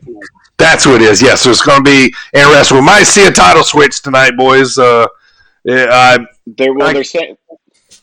Go ahead. They're saying that he hasn't yet been medically cleared to participate, and Miro's like, well, yeah, Darby hasn't. And Miro basically said, well, even if he's not cleared, if he doesn't wrestle, I get the title. So he either wrestles or it's a title switch automatically. Okay. Well, but yeah, it's been fun watching Darby. He's been putting the title on the line every week, putting on some awesome matches. Dude is nuts on top of it. He's very reckless. So, but it's fun to watch anyway. So, but once again, as we head towards the end of the show here, I want to thank Rowdy for sponsoring the show. Rowdy Energy, thank you guys so much for the delicious beverages today. Also, Coastland Apparel. Go check out www.coastlandapparel.com. Use promo code BIRDTV for 15% off. I'm sporting one of the shirts here. Primo and AJ both have the hats on. They just dropped polos and some different stuff. So go check it out for sure. So next up, man, let's talk about this real quick as we roll around. Primo, WrestleMania Revenge card. Just briefly go through the matches, and we're going to just kind of talk about it for a second, and then we'll circle back next week and see how it all went down. These were the matches announced as of Monday night. Monday night's ending. We have the Lumberjack match between Damien Priest and The Miz. Okay. Just to get it done, whoever. Yeah, exactly. I want because honestly, said my thoughts on this feud. I am a fan of The Miz, not of Damien Priest. You're the one. But I just don't want The Miz in this. Put the IC championship back on him. He was doing great then. He brought even Jeff Jarrett called him out and said, "Hey man, made it relevant again." Anyway, next up we got SmackDown Tag Team titles: Dirty Dogs versus the Mysterios. I think Mysterios take that one. I don't want that to happen. I don't want it to happen either. I'm not a Dominic fan. I said, I'm a Rey Mysterio fan, but I don't want that to happen. Yeah. Yeah. But they're going to do it because it's going to be father son. It's a storyline. Yeah. So. Yep. But Ziggler and Rude could do so much if they actually let these guys unleash and do what they want to do. Yeah. Yes, I agree. Especially Rude. Triple threat match for the Raw Women's title: the Queen, Charlotte, versus Asuka and Rhea Ripley. I think Ripley retains. Yes, Charlotte. Yeah, Charlotte probably wins the match. Ripley retains. I think they're leading to Ripley, Charlotte, or I think they're leading to. How does that happen? Ripley, Charlotte. If Charlotte wins and Ripley retains. Well, it's a title belt, right? Disqualification, probably. This is triple threat. No, there's no DQ. So there's no DQ. Yeah, you're right. Oh, yeah. Yeah, I don't know. Yeah, Rhea. Yeah, I don't know. Rhea wins, or maybe I could see Charlotte stealing the win, like after Rhea does her finisher on Asuka or something. You know, I don't know. Yeah, she got to do something. I can see. I think Asuka eats the pin one way or another. Oh yeah, for sure. Like we can all agree on that. Yeah. Yeah. I don't think it's time to put the belt back on Charlotte yet. No, I don't think so either. I think Rhea will steal the pin from Charlotte. That's a good call. I think that it'll look like Charlotte's just about to get it. She goes for the pin. Rhea comes in.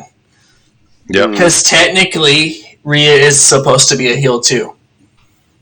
Yeah, which is weird. Like, very... Exactly. See, now I can see Asuka winning it. Just so they have a face heel dynamic for when Charlotte actually takes it. Yeah. They do the double turn with Rhea. So SmackDown's women's title match: Bayley versus Bianca. Bianca retains. I hate to say this, but yeah, sure, why not? Yeah, I mean, why would you pick it off of Bianca? Yeah, it's way too soon. Way too soon. Yeah. I'm ready for something to, triple threat match for WWE title. Braun Strowman, he's not going to win. Drew McIntyre versus Bobby Lashley. I think Lashley stays on top. Or Lashley keeps the title. Lashley stays on top. McIntyre moves into a feud with somebody else or with Braun. He should. I mean, that might happen. But it's like, what I want to know is, who on Raw is next to challenge for the title? Besides Braun and Drew, it can't be Randy Orton because he's with Matt Riddle. They're going to go on a tag run. Okay. AJ is with Omos. Mahal. Seth? Jinder Mahal. Oh, God. No, not Jinder Mahal. It's going to be Jinder Mahal. Seth, maybe? Seth is on SmackDown. Unless they do a Superstar shake-up sometime soon. Yeah. I don't know. I have to wait and see how that one plays out. Yeah. Raw's bad right now. He should just be Reigns, and he should just get both titles and then call it a day.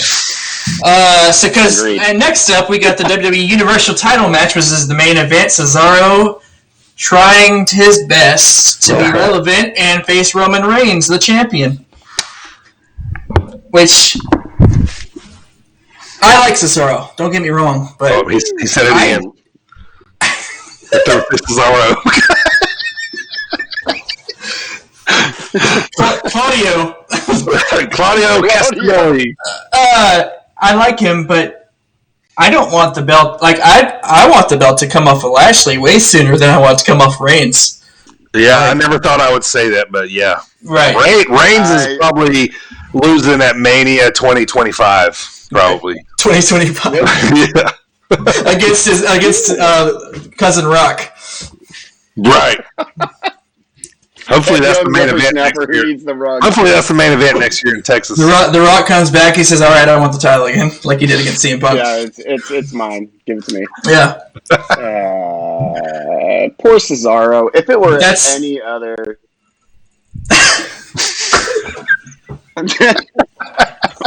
Why is that our thing now? Cesaro. Oh no! The people they're like, okay, they're completely checked out. There's 9 viewers right now. How? Nobody's saying anything. I'm sorry.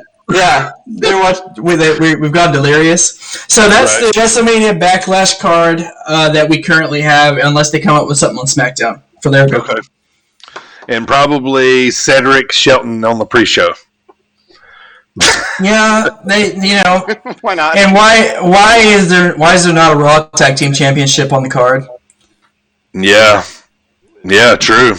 Kind of forgotten belts at this point. Why is there not a United States Championship or an IC Championship? Wait, I think there is actually. No, they just had their match. Sheamus is wrestling. He's been wrestling with what's his name? Sheamus is with Humberto. Like both of the mid card championship belts have been having their matches on the shows. Yeah. I need me some Aziz. What's his name? Captain Aziz. Captain Aziz, the Nigerian nil. Or Commander Aziz. Commander Aziz, yeah. Is it Commander? I was going to say Admiral. Like he's on Admiral.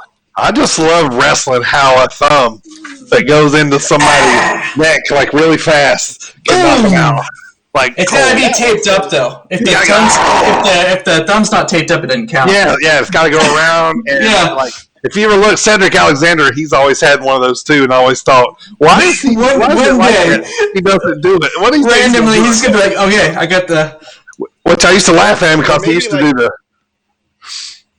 Maybe he should take the tape off when he's ready for the blah. Exactly. Unwrap it to expose the skin. Oh, he's got an infected thumb. It's going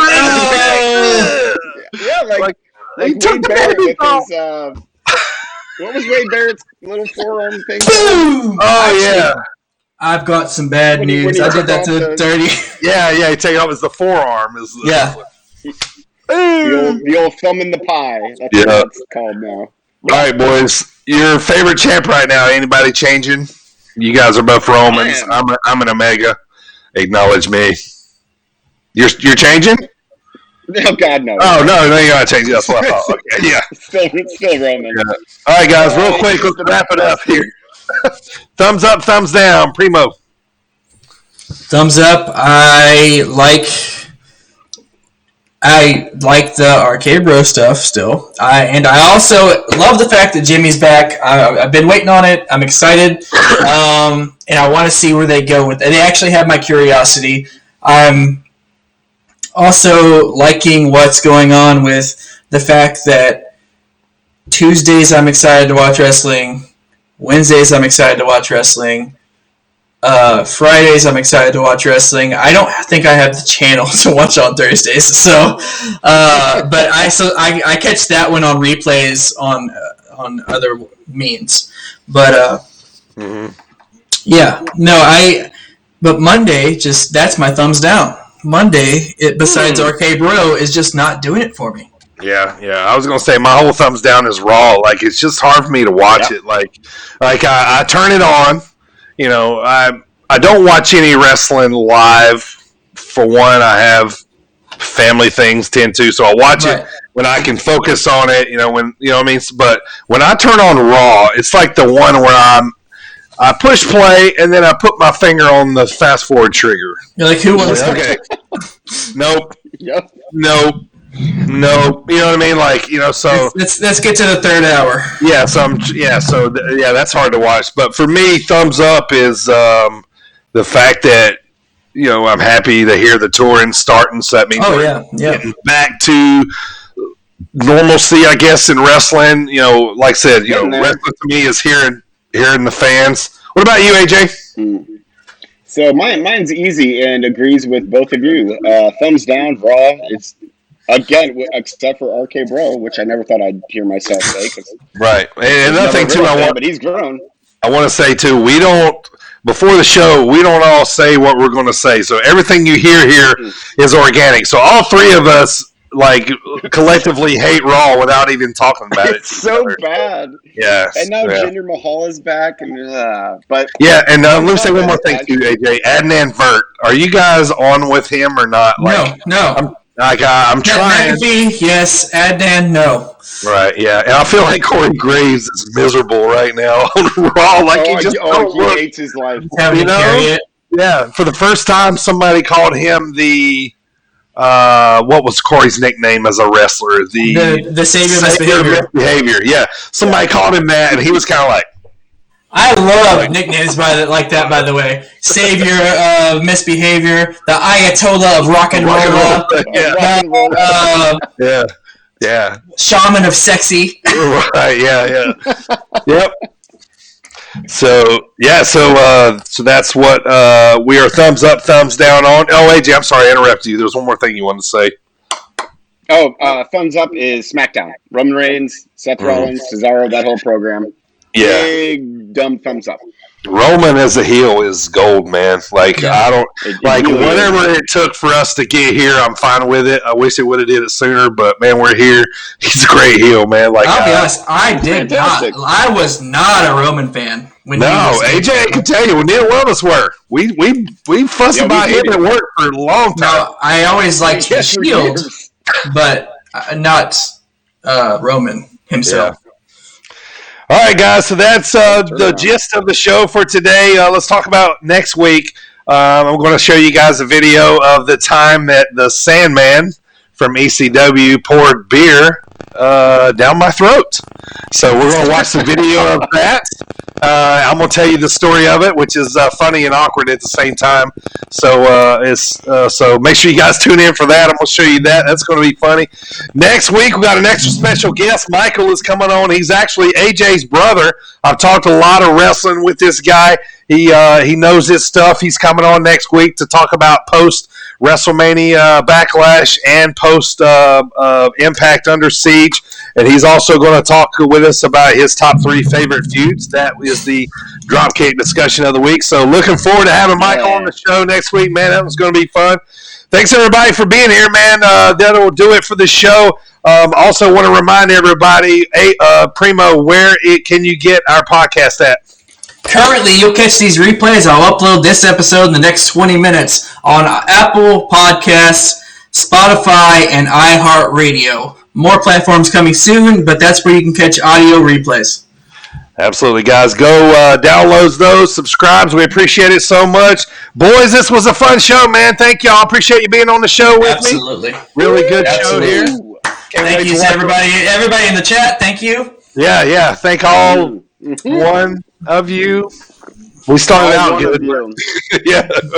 That reminds me, really quick, people in the chat, or maybe later when they download our podcast, I'm looking for a new Twitter handle. Send me suggestions. Oh, there you go, yeah. Because I just want something. My Twitter handle is stupid and generic. Pick a new one for me, and I'll go with it. All right, there you go, guys. Tweet him if you can't see it. If you're listening, tweet AJ at AJ1842. That is his current Twitter handle. So silly. Tweet him something new and be creative, be fun, whatever it is. It's going to be on the screen there. So also my guy Primo Silver Fox, Primo PRIMOXSILVERFOX. Primo Silver Fox, JAAREET. That's what it felt like.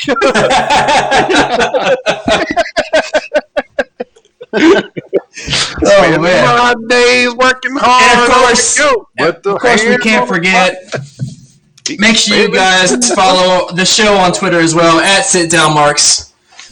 Absolutely. SITDOWNMAR. I'm kidding. I'm just getting carried away. We're off the rails. There we are, man. It's time to wrap this show up. We've been jabbing for long enough. Thank you guys for watching on Twitch. We're live here every Wednesday. Thank you guys so much. We are so grateful if you have downloaded this podcast. AJ's wrapping up the show with his D-Lo impression. If you betted on the over today for impressions against the under, you won because I lit them up today and they were all bad. I'm sorry. All of our fans in Belgium. Yeah. Appreciate all those guys out there. Anybody that downloads this podcast, we appreciate the support. We like I said, we got to number 84 or 85 last week. 84 in the United States. That's amazing. And we just broke into the podcast audio business last week. We're already there. They're shooting us. This is great. We're having a good time. Thank you guys for supporting. To the moon. Camel guys, baby. All right. Camel guys. All right.